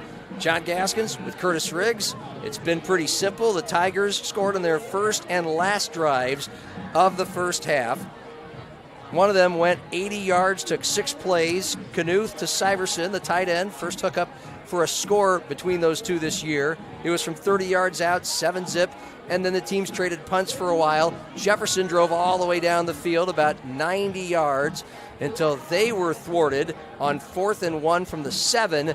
The Tigers, with that stop, then marched 96 yards, and it was a Sam Knuth to Jonah Knuth touchdown pass to make it 14-zip Harrisburg just before the end of the first half. And if you're Harrisburg, you're probably fairly satisfied, especially defensively. If you're the Cavaliers, probably not satisfied, but very encouraged. Or not? Really, defensively, Harrisburg, execution on 4th down. 2 big 4th and 5s, I think both of them. And 2 great plays by Coach White to get guys open and to get a touchdown, a big first down, and then they come back right away the next play to a touchdown pass to Knuth. So the execution by the offense in key moments has been really big. And we talked about facing adversity. Well, Harrisburg stepped up. They've done a great job of that. Jefferson's got to finish drives. You talked about with Coach Benedetto, one of the points of where they need to get better, finishing drives. Well, we're seeing that issue right now being, it's the biggest part of the game right now for them because they haven't been able to finish these key drives. Yeah, it's just an offense that can move well and get first downs, but the longer you get drives going, the more chances you have at making a mistake. If you can't have an explosive play once in a while, which has been an issue for Jefferson most of the year, sometimes drives will end futilely. Yeah, and when you grind yards out just repetitively over and over, and that's your style of offense, well, pretty soon you push the defense back, and they can all come forward. And when they come forward, there's more defenders than there are blockers, and you got nowhere to go. And we've seen that now. Even with the trick play, you still have more guys up. You can't block them all, and they're going to be in position to make a tackle. He's Curtis Riggs. I'm John Gaskins. So here it is 14-0 Harrisburg with the lead. We already have a final in the books in South Dakota high school football in Class 11 AAA tonight, and that's number 3 Lincoln falling from number 2 to number 3 and changing spots with Brandon Valley after the Lynx crushed them 39-13 at Howard Wood Field last week. A game you can always watch back, by the way, metrosports.tv on demand. Patriots had winless Rapid City Central tonight. Whoa. Sorry about that. Yeah. Sorry. I'm just so used to saying winless before I say a Rapid City team. No disrespect. I don't know how they would take any there. They beat Washington 3-0 last week, so they were 1-5. Good catch there. The Patriots, though, dropped Rapid City Central to 1-6, 46-7. It was 46-zip at half. That has to be maybe one of the quickest games in AAA history. It was, you said 46-0 at halftime, yes. And then they came out with the running clock and the game finished less than 50 minutes. So now, Washington and O'Gorman aren't supposed to start till 7:30. I wonder if they'll get going a little earlier. Well, we know if that game was at O'Gorman, we know what Steve Keeter would do. That thing is, let's go right now. I don't know if they're going to be more rigid with the Sioux Falls Public Schools controlling things at Howard Field, but they like to get things going quickly over there as well. A couple other games in AAA football yet to kick off, and that is Roosevelt visiting Rapid City Stevens. They are winless at 0-6. And second-ranked Brandon Valley coming off that big win over Lincoln, visiting 1-5 Mitchell tonight. In Class 11 AA, one of the biggest games in the state, all classes. Number 1 Brookings hosting number 3 Yankton at Dana J. Dykehouse Stadium. That is yet to kick off, but AA has been Pierre and everybody else the last 7 years. Not the case this year. Looks like we've got a nice kind of rotation of who looks like the favorite. In high school athletics, it's just a matter of time where attrition just takes over, as kids are coming through. And that's what you're finally seeing in Pierre. No one moved in. They've gotten some kids that had moved in years past. They had a great run of some great athletes. Well, now it looks like things have leveled off a little bit, for now at least. And that's, brought hope to Yankton. Brookings, which had a terrible season last year, coming back strong this year. I know at some of our team trainings, they had a plethora of kids there. And the coach is like, we just got to do things different. We got to get better. And it's paying off for them being number 1 right now. And meanwhile, another top 5 Tilton 11 AA tonight. 2 teams that you could probably consider contenders as well. They're each 4-2. Number 4 Watertown, who for a millisecond was number 1 after knocking off Pierre before we found out Pierre was on its way to losing 4 games already. T-Area is playing Watertown tonight, 4-2. And South Dakota Square Feed says football stadium. I'm not quite sure which stadium that is. I think I actually, did a little homework before the game. And is it at T? Yeah. No, it's in Watertown. Chad Berger, of course, would know that. Okay. That's 30 seconds I'd like to take back. Watertown is hosting T tonight. There you go. I had this on a sheet of paper ready to go. But I'm looking at the handy-dandy South Dakota Score Feed app. It is free, it is real, and it is spectacular. In 11A tonight, Sioux Falls Christian just getting kicked off with Bridgewater Emory Ethan at Bob Young Field. Man, are the Chargers just stellar this year. They are. Senior night for them, too.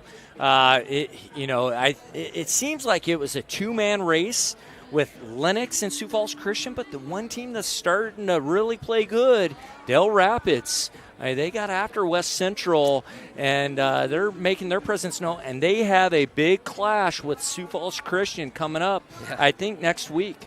Couriers are defending state champs. They're 5-1. They're ranked number 3. They're hosting Canton tonight. The Seahawks are 3-3. Number 2, Lennox is at Madison tonight. The Orioles 5-1. That only loss. Sioux Falls Christian, Lennox by far. The team, and they were leading most of that game, too. Yeah, it was 8-0 at halftime, and the Chargers scored all 19 points in the second half. Fourth ranked Dakota Valley hosting number 5 West Central in an 11A top 5 tilt tonight. Here it is number 1 Harrisburg leading number 4 Jefferson in 11 AAA ball, 14-0 at halftime. We'll take a glimpse into some local college games. It's homecoming in both Brookings and Vermilion. And the second half, not far ahead. So stick with us on our Avera Game of the Week. It's on Fox Sports 98.1 Radio, Metrosports.tv, Outlaw Channel 13.2, and DakotaNewsNow.com. Finding a place to belong is everything. It's where you can make a difference, where you're heard, where you have a team that supports you, and the benefits you deserve. At Avera, you can find that place. You belong at Avera. Apply today. Avera.org/careers. Starting the first bank in South Dakota was the easy part, earning the confidence of local farmers, helping families account for their dreams, and securing the future for countless businesses took us a little longer. We owe it to the hard workers, big dreamers, and forward thinkers out there. Thank you for making South Dakota a great place to call home.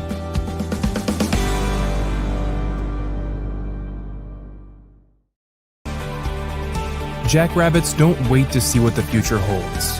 They build it. At South Dakota State University, the next generation's leaders are preparing to launch. They're focusing on growth, and they're reaching new heights of excellence across vital industries. SDSU is building something greater for South Dakota and the world. Join us. Make Dakota News Now part of your morning routine. Eric Thorstensen gives you the latest headlines and breaking news you need to know before you walk out the door. And Aaron Doudna has your first alert forecast so you can plan for the day, and several days in advance with our 10-day forecast. Get up-to-the-minute news and weather and start your day with a little fun. Every weekday morning from 5 to 7 on Dakota News Now.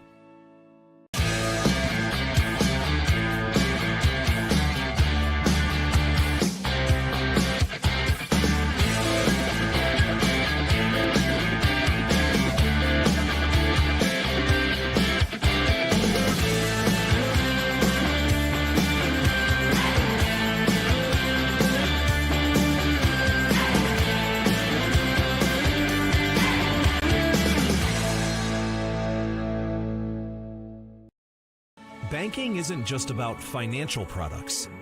It's about service and what we can do for you. Those personal touches are at the core of who we are at Central Bank. Decisions are made locally by people who get to know you. And while a lot has changed since 1877, we're still committed to our customers and to being the best bank in every community we serve. Central Bank, member FDIC.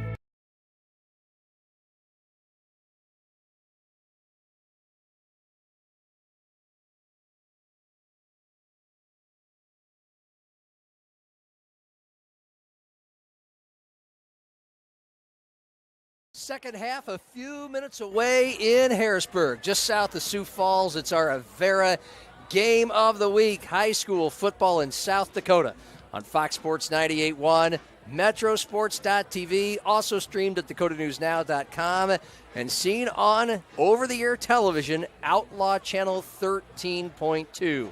John Gaskins with Curtis Riggs, number 1 Tigers at home, leading number 4 Jefferson 14-0.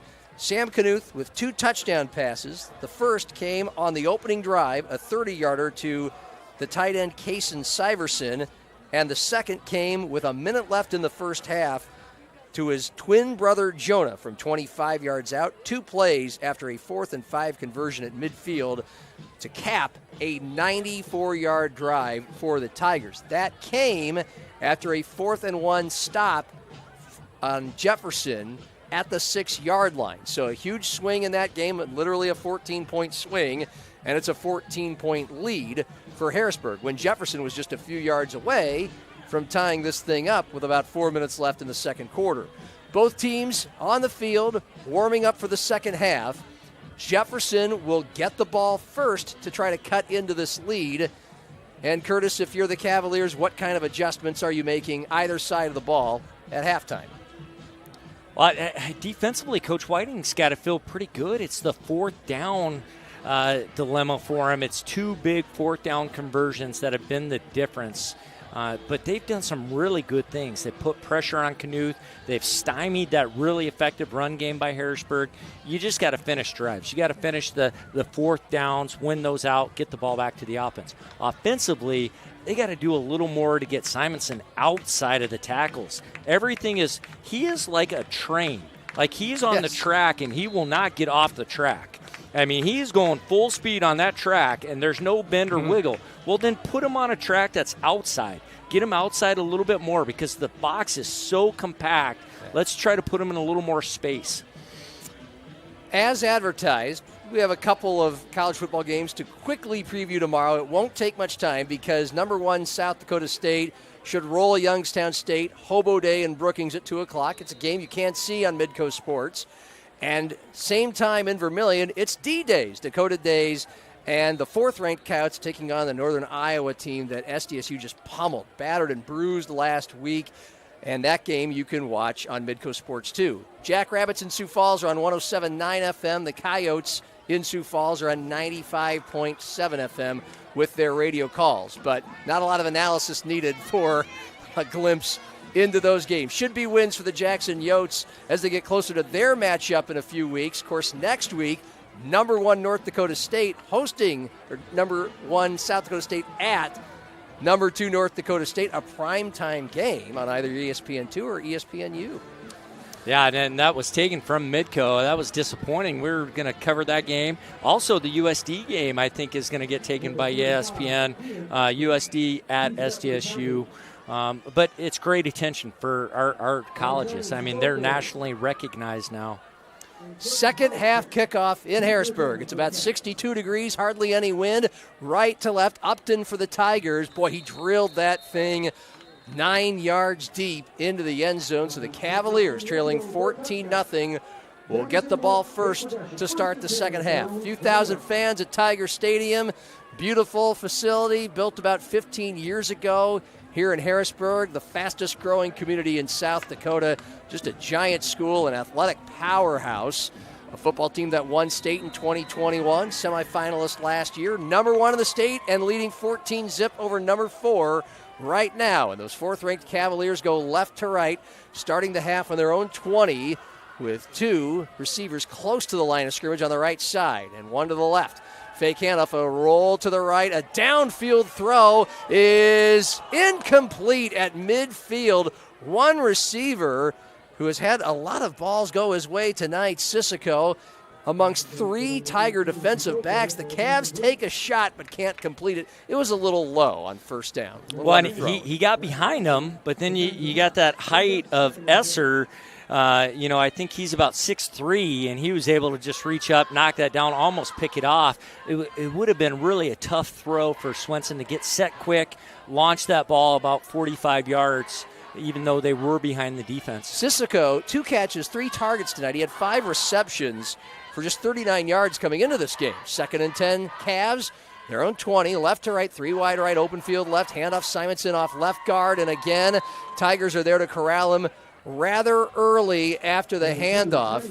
This time it was a defensive lineman, and boy, he comes from a great family of Harrisburg players. Eli Dietert, An Augustana commit will continue the family tradition. Makes the tackle and no gain. Well, and I think Sisseko's had to play because of necessity, with Mulba out and then Unzen.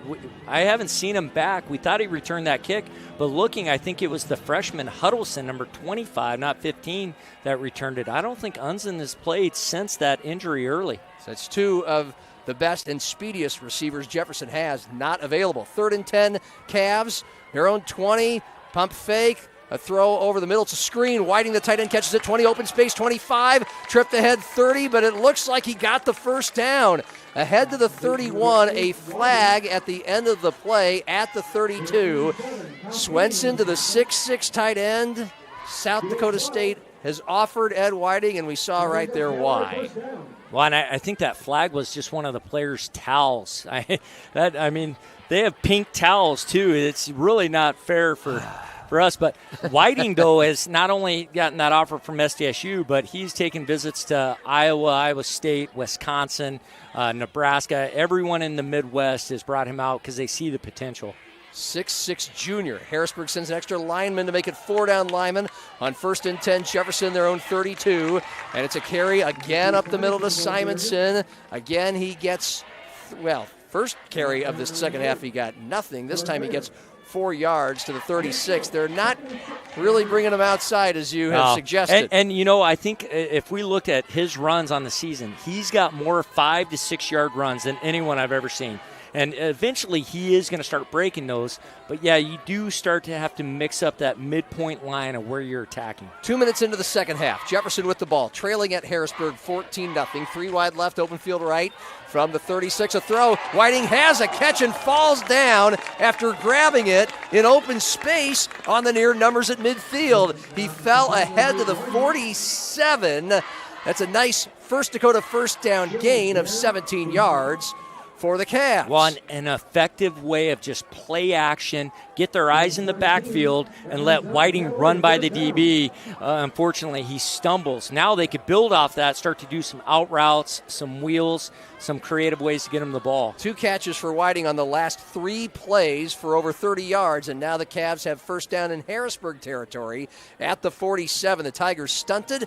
Handoff goes to Simonson, right, cuts left, back right, and across the 40 to the 39, maybe the 38. It took a few Tigers to chase him down, including at the very end, Schimmel, the safety.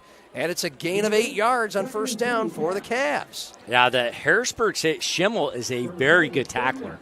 And he's not foolish. He doesn't try to take Simonson on up high. He goes down low because up high, as strong as Simonson is, he's going to run through you.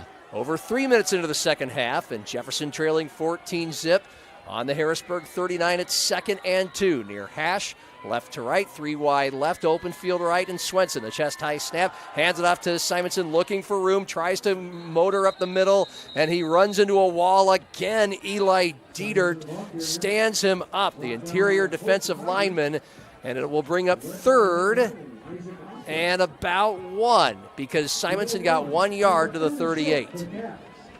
So a big play coming up. Damaris Fields, who is a cornerback, started to play receiver with some of these Jefferson injuries, particularly Eddie Mulbaugh.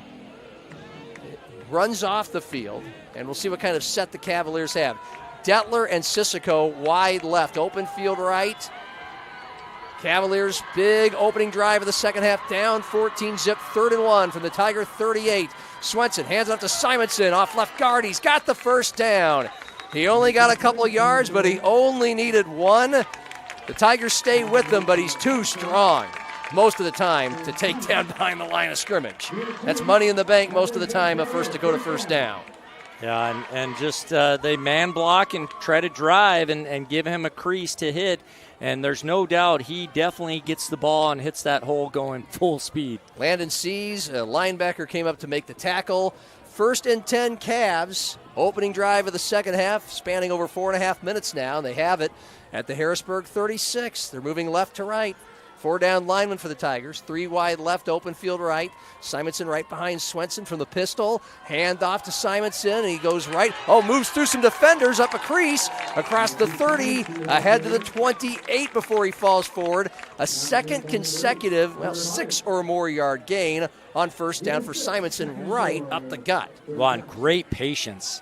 He does look like he's going to bounce out and then makes a great cut, sticks that right foot in the ground and gets downhill. Excellent run.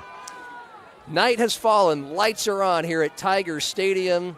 62 degrees. And the Cavs have 2nd and 4 from the Tigers 30. Again left to right. Again 3 wide right. Left. Again open field short side right. Again a handoff to Simonson. This time off right guard. Carries a couple defenders with him, but is upended at about the 28. That is where they mark it. A 2-yard gain brings up 3rd and a long 2. And we are now halfway through the 3rd quarter. Jefferson has had the ball this entire 6 minutes. Down 14-0. That last run, you saw Simonson for the first time tonight do a little bit of dancing. I mean, that dancing is an nemesis for him. That'll allow those Harrisburg defenders to get to him quickly. 3rd and 2, Cavs from the Tiger 28. 4 down lineman Harrisburg. They keep kind of creeping up and crawling back. Swenson looks back at the sideline, barks out a play call. 3 wide left, open field right on the short side. Handoff Simonson again, right up the middle, has a first down. He just dove forward. I mean, he stayed on his feet and then he dove to about the 25, 3 yards when he only needed 2. Another First Dakota first down. Well, what's so difficult is he hits that hole so fast that if anyone's going to stop him, they're going to have to be blitzing and meet him 1 yard in the backfield. Because otherwise, his momentum's going to carry them for the first down. 5'9", 210 pounds, so much lower body strength. 500 pounds he squats. It's a Jefferson record. Top 5 all-time at the school in the bench press as well. It brings up a First Dakota first down. Cavs at the Tiger 25. Another handoff Simonson. This time off right guard. And this time Aiden Costain, the defensive end, sticks him right to the turf. Maybe a 1-yard gain. We're now inside 5 minutes left in the 3rd quarter. And the Cavs have had the ball the whole time. Well, and this is eerily similar to that drive they had that came down the 2nd quarter where they got all the way down to a big 4th down and couldn't finish the drive. Seems exactly like it so far. And the Tigers, of course, on that stop at the 6 went 94 yards to take a 14-0 halftime lead. That's the score right now. 2nd and 9 Cavs at the Harrisburg 25. We're still 24. We're still on the near side of the field, left to right. Play action. Swenson looking left, throwing toward the 10-yard line. Nearly picked off. Defensive back came up in front of the receiver, dove for it, couldn't quite come down with it. That's Braden Feldy, the intended wideout Damaris Fields. Cavs dodge a bullet and now have 3rd and 9. Yeah, and it's really tough. They try to run 2 wheel routes. Swenson just kind of throws it out there. There really wasn't anything open. It was covered very well. When you put the trips out there, Harrisburg's just covering them man-to-man and committing everyone else to the box to shut down Simonson. They got to find Whiting in those situations. Jefferson, 51% on 3rd down this year, about that clip so far tonight. 3rd and 9, the Harrisburg 24. 2 wide, but not very wide to the left. Swenson looking there, now looking over the middle, throwing, and it's knocked down at the 10-yard line, right down the middle. Feldy, another breakup on Fields, 2nd consecutive play, and now it's 4th and 9 for the Cavs. 4:15 left in the 3rd, down 14 zip. Yeah, it's a tough target to complete that pass in traffic to. If anything, Fields needs to square it off more and let Swenson have space to throw it to rather than right at him, because otherwise Feldy just goes right over the top of him easily and knocks it down. Jefferson, 54% on 4th downs this year. This is a big one. 4th and 9. They've had the ball the whole second half so far from the Harrisburg 24. Swenson, shotgun snap. Twins left. He's looking there, throwing there, far sideline, up for grabs, too strong. It is wide of the intended wideout Detler, trying to chase it down on the boundary at the 2-yard line, and Harrisburg gets the stop. Jefferson had the ball for almost 8 minutes, just kept motoring, or more so plowing down the field, and they come up once again with nothing. Yeah, when you have such a strong power run game, you got to have a strong play-action game off that. And that's what they're kind of lacking. We saw the one play to Whiting on play action. They got to have a few more effective ways. Sometimes, too, a fullback's very good for an easy completion out in the flats, but they don't really utilize a fullback too much in front of Simonson. Tigers offense, first drive of the second half. Their last drive, ending the first half, went 94 yards for a score. Handoff, tailback Josiah Hines, just his third carry of the night. He went off left guard, made a cut at about the 25, and then ahead to the 30 for about a 5-yard gain. They mark him down at the 29. I mean, Hines has been almost absent tonight. Yeah, the quarterbacks, go ahead. Right there, it looked like he was going to have a 2-yard loss, and he made a nice cut to somehow get ahead for 5 yards. I mean, Hines averages 16 carries a game, just 3 tonight. He averages 7.5+ yards per carry. He's a senior. 2nd and 5, Tigers, their own 29, right to left. Knuth keeping it, turning the corner on the right side, and then bowling ahead to the 35, where he is stopped after a First Dakota first down gain of about 6 yards. Well, and Jefferson brought a really good blitz. It's just they ran themselves past it. I mean, they ran right by Knuth there. Could have had a tackle. Carson Stiff, the defensive lineman, the tackle for Jefferson. But a First Dakota 1st and 10 for Harrisburg, their own 35. 3 minutes left, third quarter, now up 14-0, same score as halftime. And Jefferson, all kinds of movement, 7 down, lineman, quick sling to the right side, caught by Feldy, open space, breaks a tackle, far numbers at the 40, has the first down at the 45, and then a bunch of Cavaliers finally hunt him down on the far boundary at the 48. A 13-yard gain, another First Dakota first down for Harrisburg. Yeah, Knuth is very good at that quick pass. He just snaps it out there fast. Well, he saw Jefferson scurrying around right before the snap, 7 down lineman. You know you got to get rid of it quick, even if you have a really good offensive line like he does. So, Tigers, first down, their own 48. Far hash, right to left. Now 4 down lineman Jefferson. Open field, short side right, 2 wide left, but it's just a handoff to Hines, the tailback. He's got room up the middle, 50, 45, 40, breaks a tackle at the 40, stumbles ahead, and is finally brought down at about the 32. A gain of about 16 for the tailback, Josiah Hines. We have a Hines sighting, and it's a beautiful sight for the Tigers. Wow, he ran by almost the entire defense before that play was over. They mark it down at the 34. It is a gain of 18. First Dakota first down for the Tigers now in Jefferson territory. Far hash right to left. Knuth takes the chest high snap. He's running it himself around the right edge. He's got room. 35-30, far sideline 25, and tripped out of bounds at about the 20 or so yard line. Another First Dakota first down. Jefferson calls a great blitz off the dead Ted side, the tight end side. 42, Trevor Nielsen blitzes, but he blitzes right into the tight end and lets Knuth just run outside of him. If he keeps that outside leverage, he runs right into Knuth there. Jefferson had the ball for the first 8 minutes of this third quarter, came up short on a 4th down, and now the Tigers in less than a minute and a half are already in the red zone at the Jefferson 19, a first down and a quick throw incomplete. Knuth throwing left as he had Eddie Whiting, 6'6" junior defensive end, creeping toward him. And so Knuth decides to live another down. 2nd and 10 from the 19 coming up. Sam Knuth, a pair of touchdown passes tonight, 14 on the year, to just 2 interceptions. He's a senior and a commit to St. Thomas University in the Twin Cities. His older brother Jacob on the roster at QB at Kansas State. State title quarterback 3 years ago for the Tigers.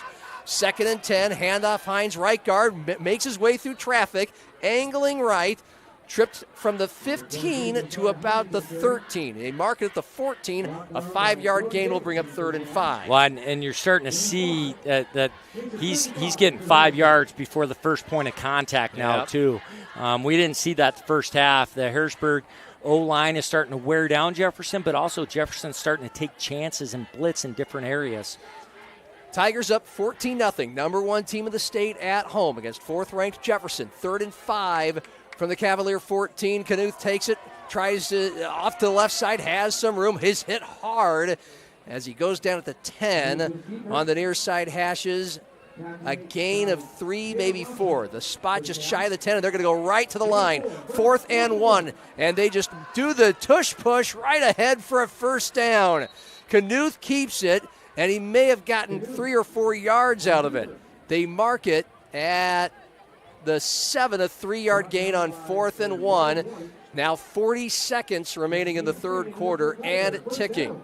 Yeah, you can tell they've practiced that a lot. They executed that extremely well right there. Effective quarterback keeper. 1st and goal, Harrisburg at the Jefferson 7, looking to go up 3 scores. Knuth takes it, hands it off on an end around. Feldy is stopped, so he reverses course, runs to his left, and then finally is ushered out of bounds by Brady Jacobson. Now that was a fun play. Feldy, one of the faster, twitchier players in the state, actually ends up losing a yard on this intended jet sweep. Sniffed out, I believe, by Corner, the linebacker. And you're going to have a crackback block. Van Horsen, the big offensive tackle, he came back to block someone when Feldy cut back against the grain. You see that happen so often. You try to give him that big block. You got to just shield now. You can't go in for the big hit anymore. Well, and sometimes when you have an excellent athlete like Feldy who's able to improvise like that and maybe make a play out of it, the only downside to that is it does increase the possibility of more utter chaos that follows from the rest of your teammates. You're hoping the defense is thrown enough off, but sometimes your own team is, and it's a very costly penalty. It's from the spot of the foul, which was about 5 yards behind the line of scrimmage at the 12. And so now it's all the way back to the 22 for Harrisburg. 1st and goal from the 22, leading 14-0. And now with just 10 seconds remaining in the first half, presumably the final play of the third quarter, I should say. Knuth from the gun. Oh, he runs into Hines, keeps it, throws downfield toward the goal line. It is incomplete, and a flag comes right out. That is because the defensive back, Cole Knopfsinger, never turned around on a throw right to the goal line on the far side, and we're going to have the ball moved right back inside the 10. And it will happen on the first play of the fourth quarter. That does it for the third from Harrisburg. Tigers up 14-0 and looking for more when we start the fourth on our Avera Game of the Week, Fox Sports 98.1, Outlaw Channel 13.2, and Metrosports.tv. Finding a place to belong is everything. It's where you can make a difference, where you're heard,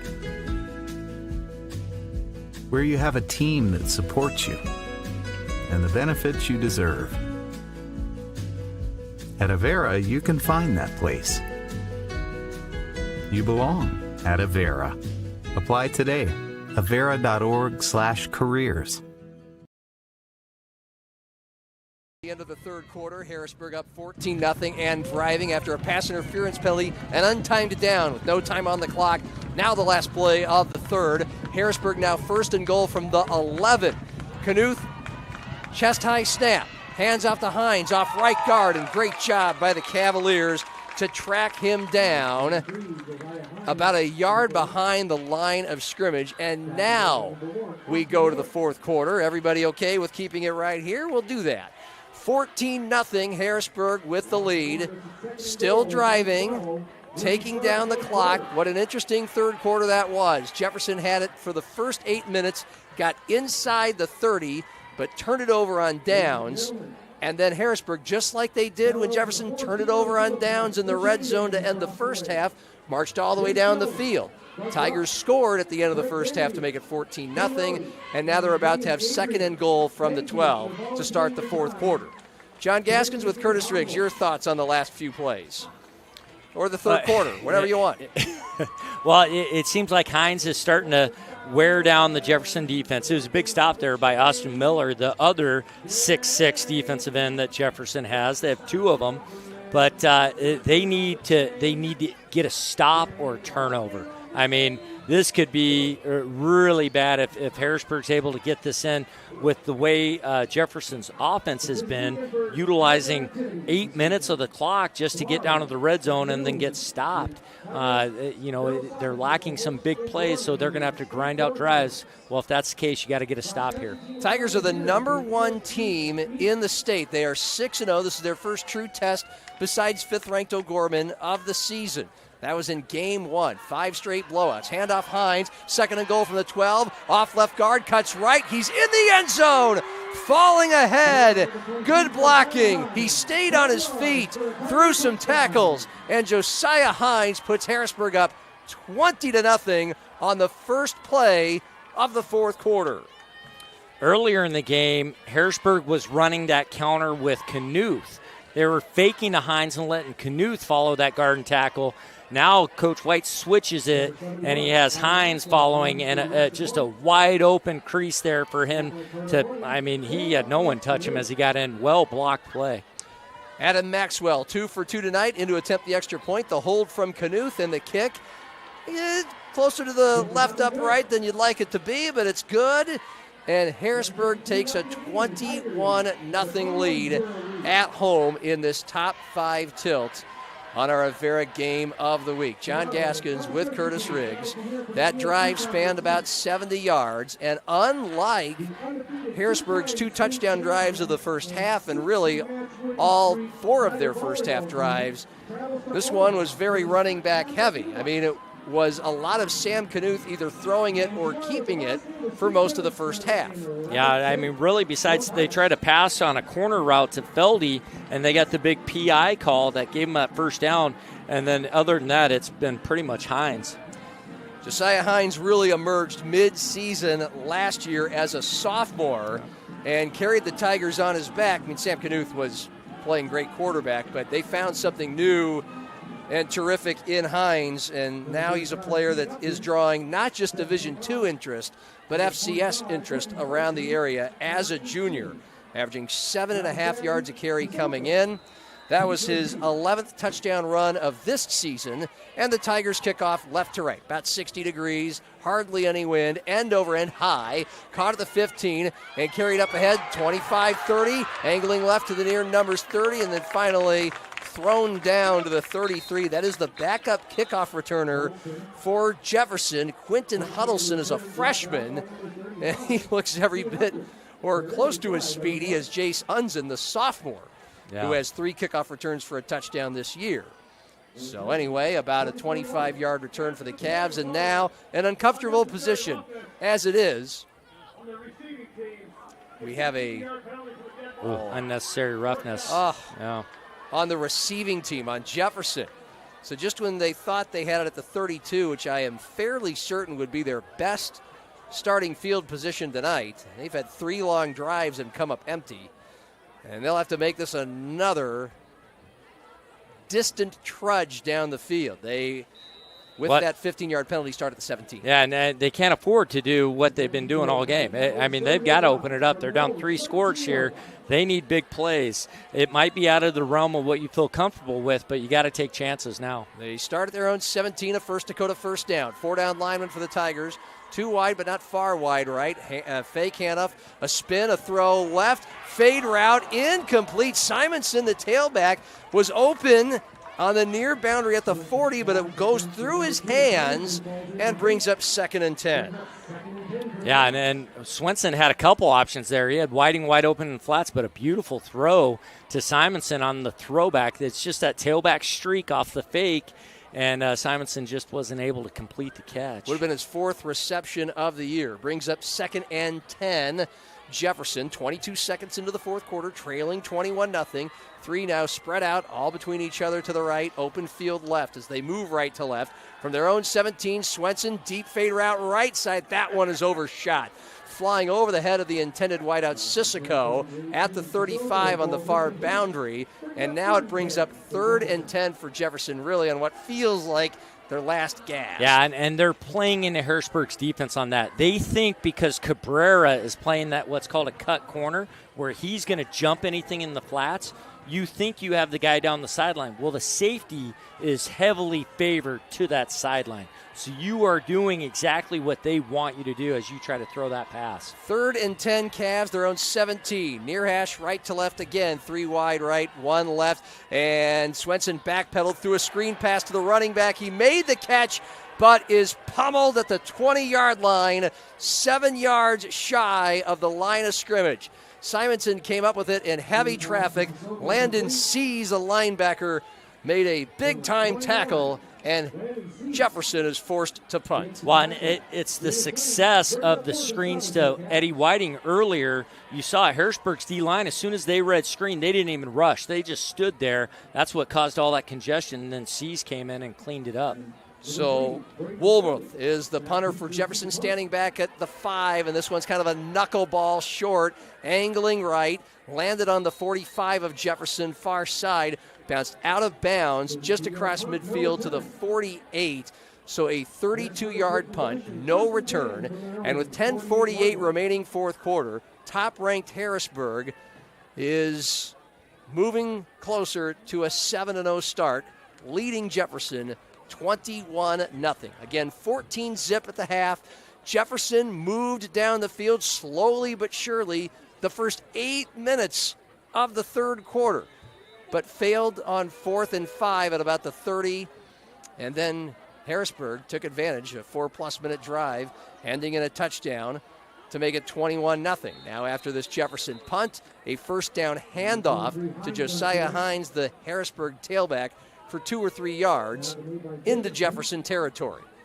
So the Tigers, as they were on the last drive, is becoming a little more standard with running back handoffs. It was just plain effective last time, and now they're certainly looking to take some time off the clock.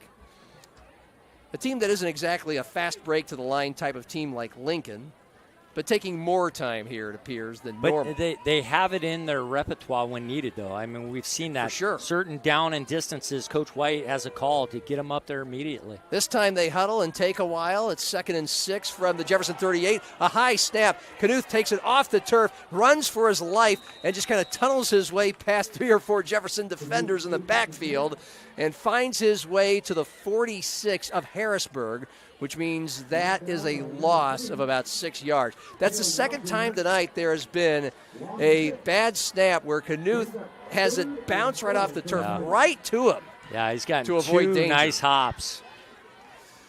And he's a good running quarterback. He is good with his feet, so he saved things about 5 yards off the fumble.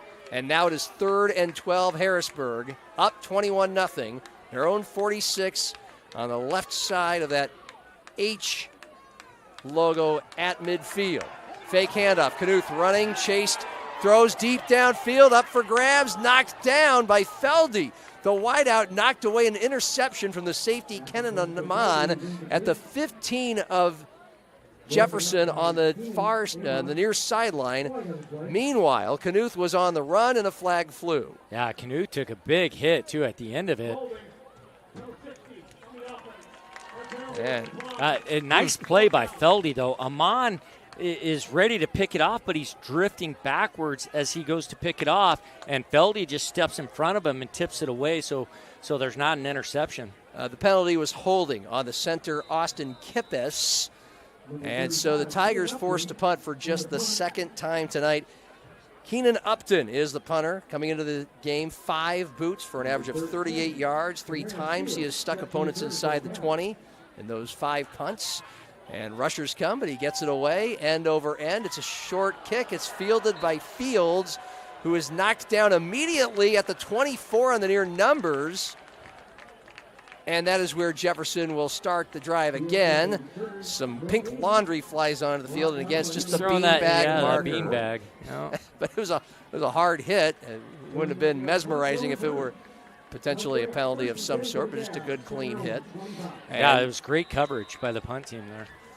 So Jefferson down 21-0. It's only a couple minutes removed from when their last drive started. They went 3 and out. They still have 9 minutes remaining in this game. They need big plays, though. They start at their own 25. A fake handoff, and then running for his life in the backfield is Swenson. Avoids a sack, throws to the right, Catch made open field at the 21, but Glasaia, the running back, covered a lot of ground on that play, immediately tackled on the far numbers at the 22 for a 3-yard loss. And this again is all due to the Harrisburg pressure coming right at Swenson. Yeah, you're seeing not their strength to just sit back there and pass over and over. The other thing you see lacking for Jefferson is just that playmaking guy that they can get the ball and he'll create that Feldy for Jefferson. They haven't found that yet. Isaac Ostrom came with the rush for Harrisburg. 2nd and 12, Jefferson their own 23. And Swenson puts up a deep ball. It's caught on the 40-yard line on the near side. Sissoko running between defenders, 20, 15, one guy to beat. Doesn't do it. There's your big play. A 77-yard touchdown pass. Swenson to Sissoko. And Jefferson finally on the board with 8 minutes remaining in the fourth quarter. It's 21-6. Well, and sometimes, John, that person steps up because of injuries. Sissoko getting his first real big-time plays, and he comes in and makes a huge one for him. Great throw by Swenson, too. First touchdown of the year for Sissoko.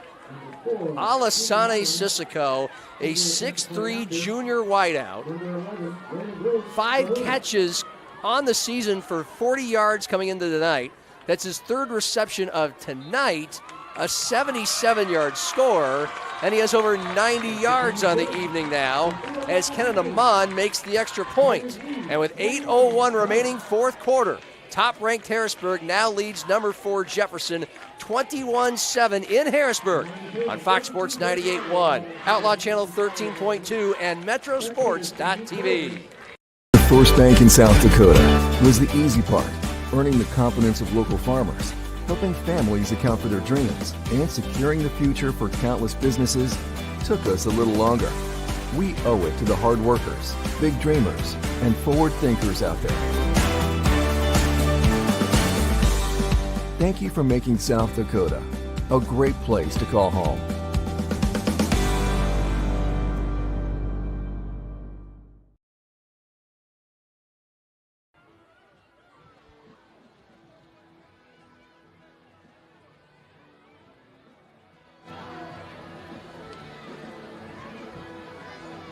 Okay. Yeah.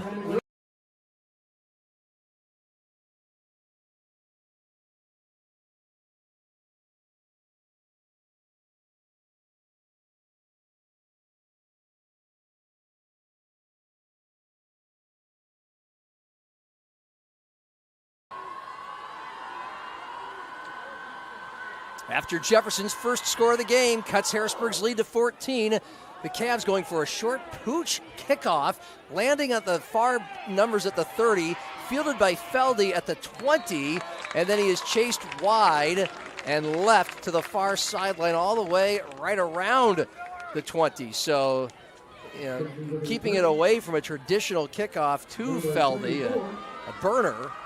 Worked well for the Cavaliers there, just as well as a touchback. But now their defense has its biggest assignment of the evening. Down 21-7, 8 minutes remaining fourth quarter. Harrisburg has had the lead the whole night, and they are coming off a second consecutive long touchdown drive. Quarterback is a senior, Sam Knuth, from the gun at his own 17. Left to right, hand up to Hines. Tailback moves through defenders, fumbled the ball. Jefferson appears to have it around the 27-yard line, and they do. The Cavaliers get a 77-yard touchdown pass, and then they get a fumble recovery on the very next play and are in business inside the Tiger 30. Well, and it was Brody Jacobson with the big hit, and then Fields recovered the fumble.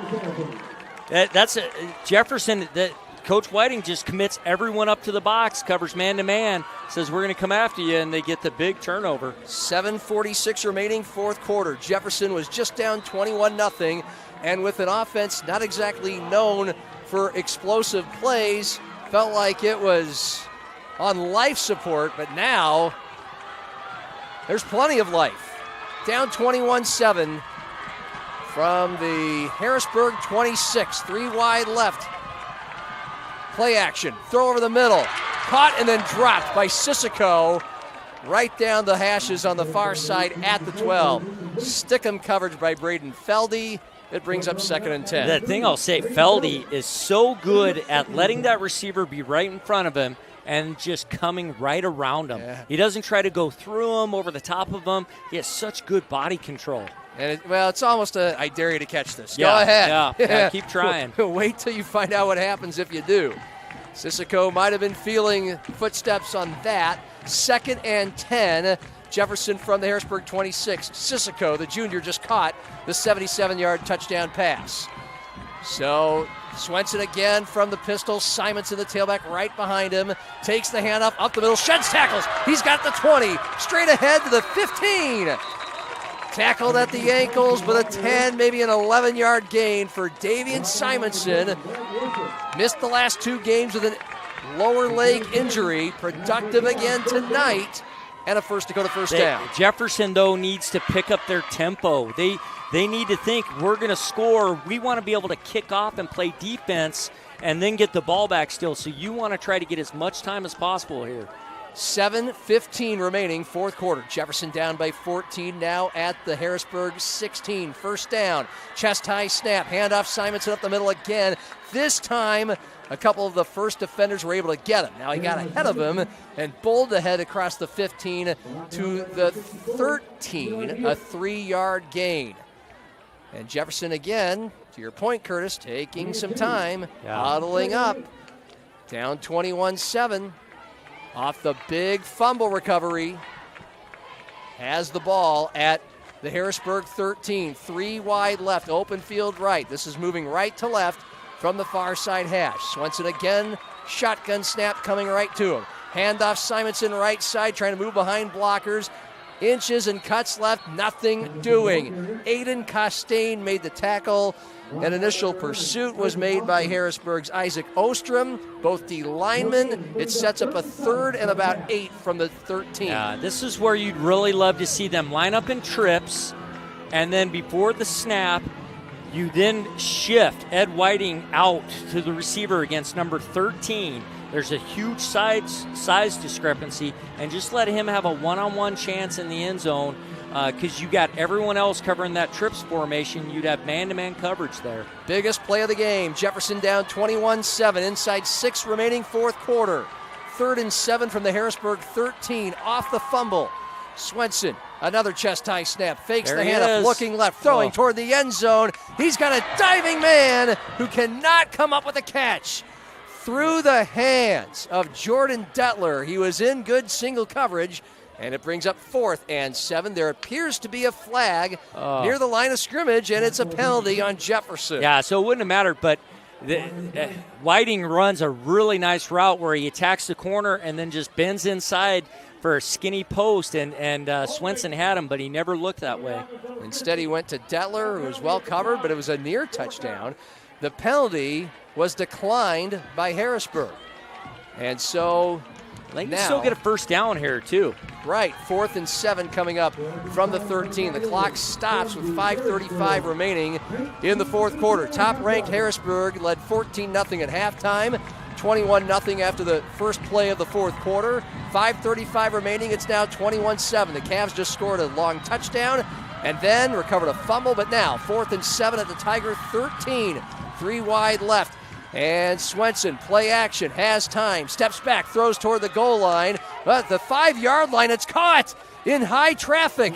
And as the first down, big hit came on Sissoko, he held on, and it is a First Dakota first down gain of 8 yards. You know, and I think we're seeing that go-to guy start to develop here in Sissoko. He does a good job reaching out to get the ball and not letting Feldy come around and knock it down. 5 catches all year coming into the night, 4 and a touchdown tonight, and close to 100 yards. Now 1st and goal, Jefferson at the Harrisburg 5, but the sand going through the hourglass. 5 minutes now remaining in the fourth quarter.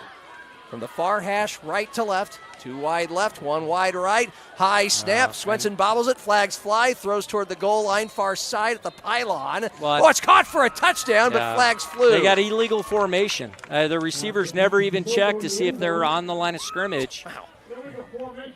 Was that Sissoko that made the catch again? You're right. Yeah. It is a legal formation, and this is going to go back 5 yards. It was Cisco, though. Man, I mean, you just mentioned it a couple plays ago. Jefferson down their fastest receiver in Eddie Mulbaugh, who was hurt a couple of weeks ago against Lincoln, and they've just had not much to show for in.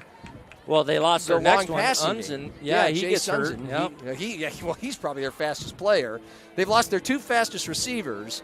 No downfield threats, it felt like, until now.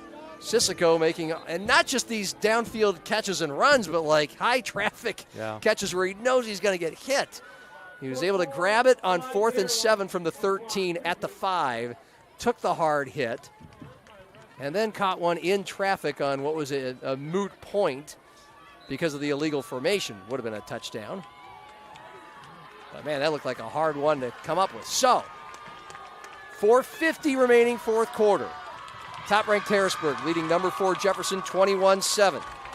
Tigers after that 5-yard penalty of 1st and goal from the 10. Cavs do.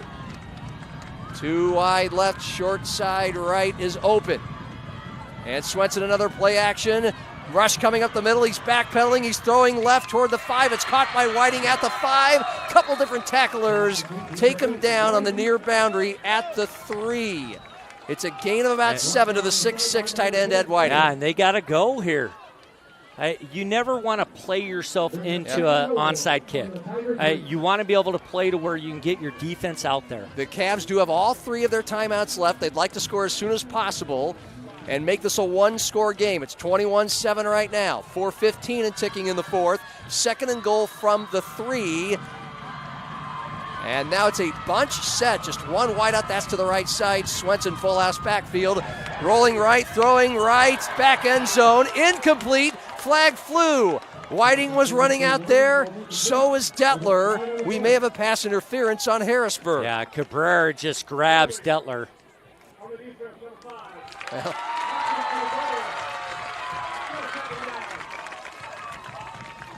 So that remains, or it keeps the down at 2nd down. Moves half the distance to the goal line, and now Harrisburg, or check that, Jefferson is inside the Harrisburg 2. 4:02 now remaining fourth quarter, and the Cavs trailing 21-7. A yard and a half away from making this a 1-score game. Cavalier fans ratcheting up the noise. Swenson on the near side hash, hands it off to Simonson, dives into the end zone, and it's a touchdown! Jefferson is within a score. It's 2nd score in the last 4 minutes. It's 21-13 with 4 minutes remaining. So they benefit from the pass interference penalty, and then they use their battering ram Simonson to hammer it right through off the left side. Well, and 2 big keys.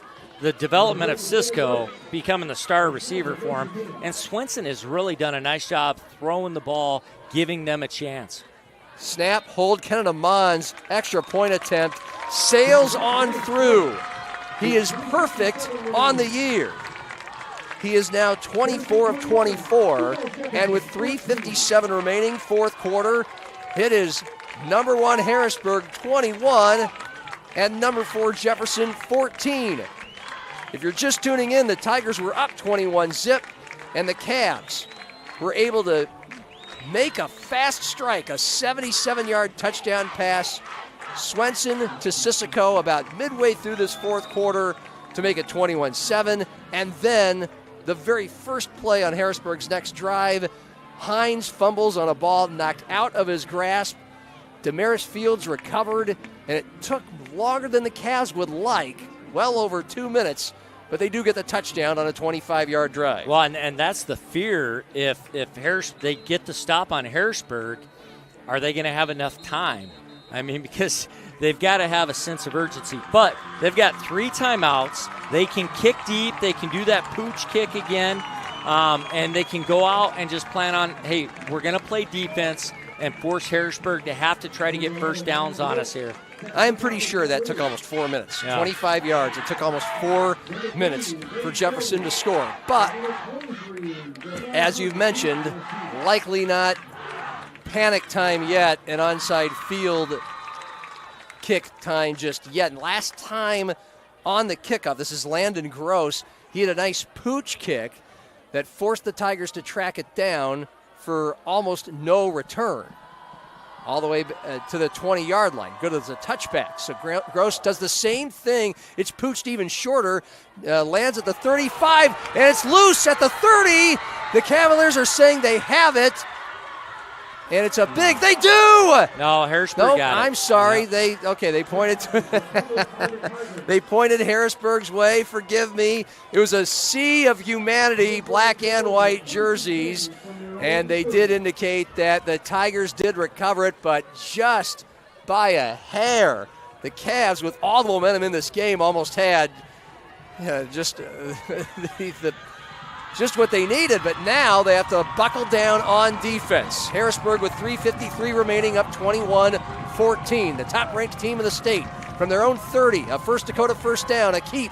Knuth through some tacklers, bowling ahead, diving ahead to the 33 for about a 3-yard gain, and Jefferson takes the first of its 3 remaining timeouts with 3:47 remaining in the fourth quarter. Yeah, and when you see this play, Amon is standing at the line of scrimmage waiting for Knuth. He's just got to keep going. Keep going into the backfield. Meet him back there before he gets momentum. As Josh Siegfried, who coached for the Storm in the academy, has done some announcing with you. He would always say space is the enemy for a defense. You give that offensive guy more space, it's more space for him to make you miss and more space for him to accumulate yards.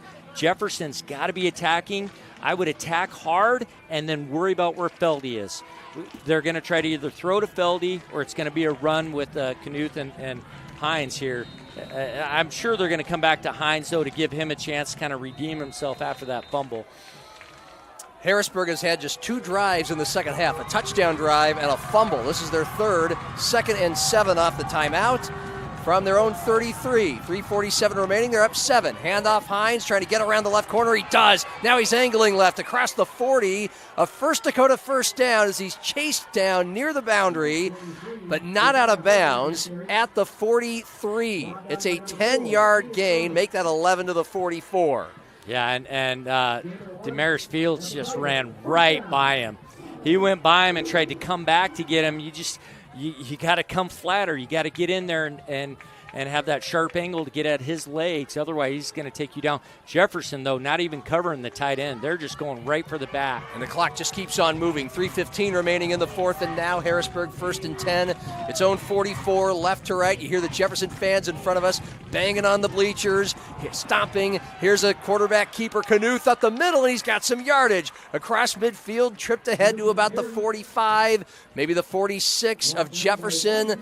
They mark it at the 47. That is a gain of 9 and another First Dakota first down. Well, and you saw the burst of speed there with Knuth.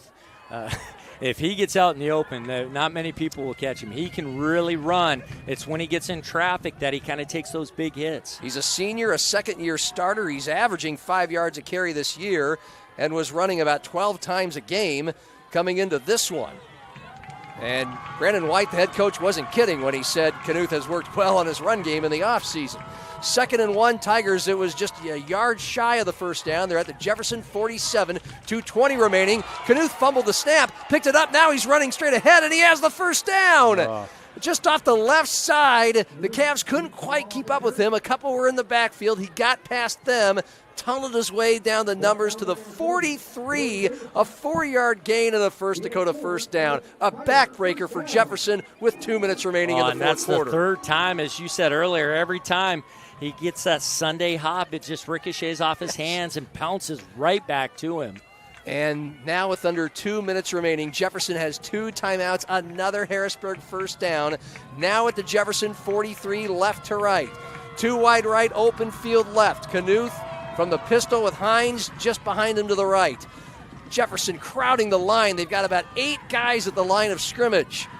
A handoff to Hines. He's got room off right guard. 40, 35, straight ahead, twisting out of a tackle, 33.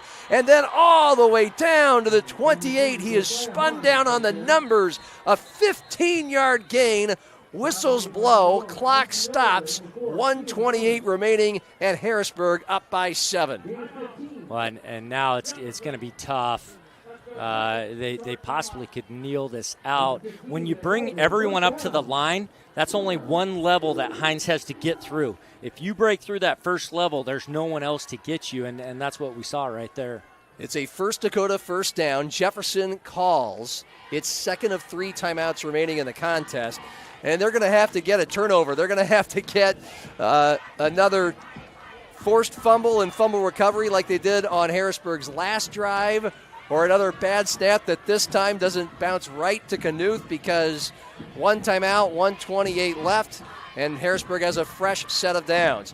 But at least the Cavs have made this interesting. It was 21-0 early in this fourth quarter. The Cavs had not a lot to speak for when it came to chunk yardage plays in this game. They had driven down the field and into the red zone 3 times, coming up scoreless each time. They had a 77-yard touchdown pass from Swenson to Sissoko to make it 21-7, then the fumble, and the Cavs recovered, went 25 yards, 21-14, but the Tigers have done the work on this drive to continue to move the ball down the field, move the chains. On 1st and 10 from the Cavs 29, Knuth on the keep straight ahead to about the 27. And now there's 1:10 and ticking, and Jefferson only has 1 timeout. Yeah, and a smart move by Coach White. He's not even going to give a chance for a bad snap or a mishandled fumble on a handoff. He's just going to say, we're going to push here and just keep it right in Knuth's hands. I mean, at what point do you take the timeout if you're Jefferson, or does it really matter at this point? Well, you want to try to make the game as long as possible. So, yeah, I mean, really, you take it there. But they can just kneel, actually, and finish this game out. Exactly. I'm not sure what good a timeout would do. And now Harrisburg takes the play clock all the way down to a second. So it takes the game clock down to 42 seconds. And the Tigers call their first timeout of the second half. 42 seconds remaining, fourth quarter, and a 21-14 lead on the Jefferson Cavaliers, who themselves will be very encouraged by this game. I mean, up until last week when Brandon Valley beat Lincoln, Jefferson was the only team the Patriots did not blow out and just absolutely bombard down the field on. A 28-16 loss in that matchup. They beat O'Gorman, who is technically a top 5 team, and they beat them soundly 34-13 a couple weeks ago. And so, if you're the Cavs, unless you come up with a miracle here, you can still be encouraged by this fourth quarter. Well, I think the development of Cisco is very promising. Yeah. And I think Swenson has played well. He's done a nice job. I think the thing when you play Jefferson, these top 3 teams especially, you have to play good to beat them. But you don't have to really play great because they don't have that really knockout punch yet. It's going to be a slugfest for sure, but they're not going to be overpowering, though, by any means. Sam Knuth takes a knee off the timeout. Now Jefferson takes its final timeout, and so only 3 ticks went off the clock. There's now 39 seconds remaining, fourth quarter. Harrisburg leading Jefferson 21-14. I do think, though, John, since we saw Jefferson versus Lincoln, I think they've gotten better. I think they're doing a few more things. They're trying to find ways to get Eddie Whiting the ball. I think the development of Cisco coming in and kind of being that he looks like to be the go-to guy for Swenson. If they can start to develop a rapport, that's going to help them offensively too. And also having Simonson back healthy. And defensively, I think they're very good. I think you got to work really hard to try to beat them. It's also an encouraging night for Harrisburg. I mean, this is their first test against a top 4 ranked team. They beat number 5 O'Gorman, who's a 2-4 football team, 14-0 to open the season. Just blew out a bunch of other teams that this year served as punching bags for them. And now they know they can not only win a game against another top 4 team, but they can do it mostly on the ground with quarterback and running back keeps. It was not a prolific night through the air for Sam Knuth and company in a big game against a stout defense. And off the timeout with 39 seconds remaining, Jefferson out of timeouts, and Knuth takes another knee, and that presumably is the end of the game. Yep, the teams are going to line up and shake hands. Harrisburg led 14-0 at the half on a pair of Knuth touchdown passes. 21-0 after one play in the fourth quarter. The Cavs get a 77-yard touchdown pass, then a fumble recovery, then take a while to punch it in. but had a puncher's chance. But the Tigers finish with the ball the last 3 minutes and 47 seconds of this game, just plowing it down the field and running out the clock. And now it's a final. Number 1 Harrisburg 21, 4th ranked Jefferson 14. The Tigers are 7-0 and the Cavs fall to 5-2. And this is just the first of a 3-game gauntlet for Harrisburg down the stretch of this season. We'll talk about their next matchup. Oh, wow, will it be a clash of titans next week. And we'll let you know who our player of the game was, all coming up on our post-game show on the Avera Game of the Week. Fox Sports 98.1, Metrosports.tv, Outlaw Channel 13.2, and DakotaNewsNow.com. Banking isn't just about financial products. It's about service and what we can do for you. Those personal touches are at the core of who we are at Central Bank. Decisions are made locally by people who get to know you. And while a lot has changed since 1877, we're still committed to our customers and to being the best bank in every community we serve. Central Bank, member FDIC.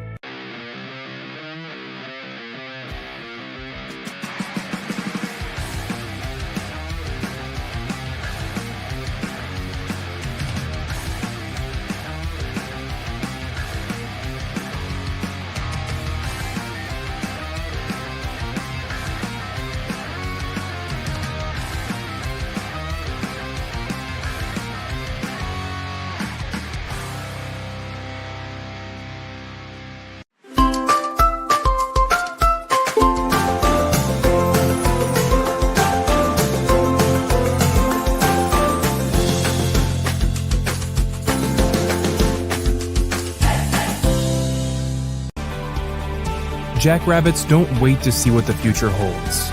They build it. At South Dakota State University, the next generation's leaders are preparing to launch. They're focusing on growth, and they're reaching new heights of excellence across vital industries. SDSU is building something greater for South Dakota and the world. Join us. Finding a place to belong is everything.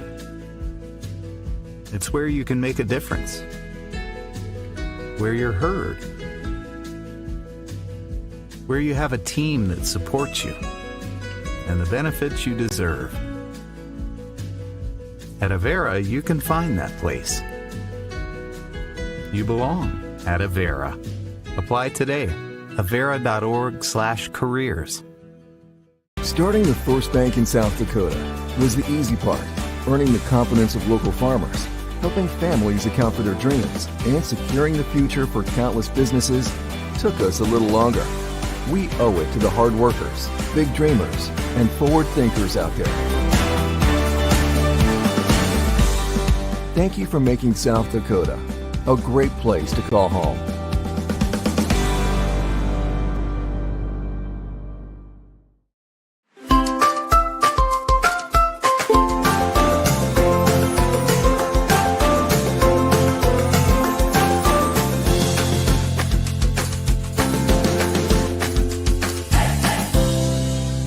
Your time is valuable. You shouldn't have to wait for the weather forecast. That's why the First Alert weather team is giving you weather every 5 minutes in every newscast. Every 5 minutes in the morning? Every 5 minutes in the evening. And every 5 minutes on the weekends, too. Focusing on the weather that affects you. You'll always get the First Alert so you can plan ahead. First Alert weather every 5 minutes. Only on Dakota News Now. Josh and Emily are visiting Emily's parents this weekend, where Josh will propose. He's nervous, but not about the ring. Well done, Josh. Well done. Chase is proposing to Ashley at the resort where they first met. Ashley was vacationing with friends, but Chase ended up being her best friend of all, plus some. Every diamond tells a story, but there's no story like yours. And there's no diamond like a Greenberg's diamond. Greenberg's Jewelers, a cut above the rest. In nursing, where you work matters. At Avera, we build Team Green around you. with a culture that values and supports you. Leaders who listen and care about your success. And benefits to reward the great work you do. The grass is greener at Avera. So join Team Green. Learn more at avera.org/careers.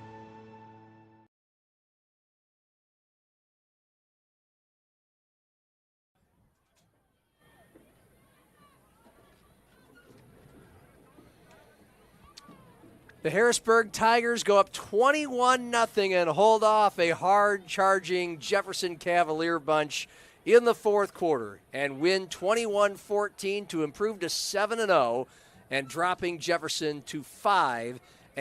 Welcome to our post-game show on the Avera Game of the Week, our simulcast on Fox Sports 98.1 Radio, Metrosports.tv, and DakotaNewsNow.com for the stream, and also Outlaw Channel 13.2. Before we dive into our player of the game and final thoughts for the TV broadcast, I see a player out on crutches out on the field, and that has to be Jace Unzen, the sophomore wide receiver. So the Jefferson Cavaliers now down two of their top and speediest wideouts. But a main storyline before we get to our official player of the game, Jefferson's player of the game, is at least something they have found in that downfield passing game. 77-yard strike to Alasane Sissoko to get that Jefferson comeback going in the fourth. Yeah, outstanding. All of a sudden, it was you mentioned him early as making a catch and hadn't really had much this season, and then you noticed him getting more and more, and then he comes up with the big home run play, which they desperately needed. And once he got that play, you saw Swenson starting to look for him frequently and him coming through. He had the huge fourth down catch, too. He got a touchdown that was called back. He was really a key for their success. He's Curtis Riggs. I'm John Gaskins, and you're looking at some of the highlights on the Metro Sports broadcast.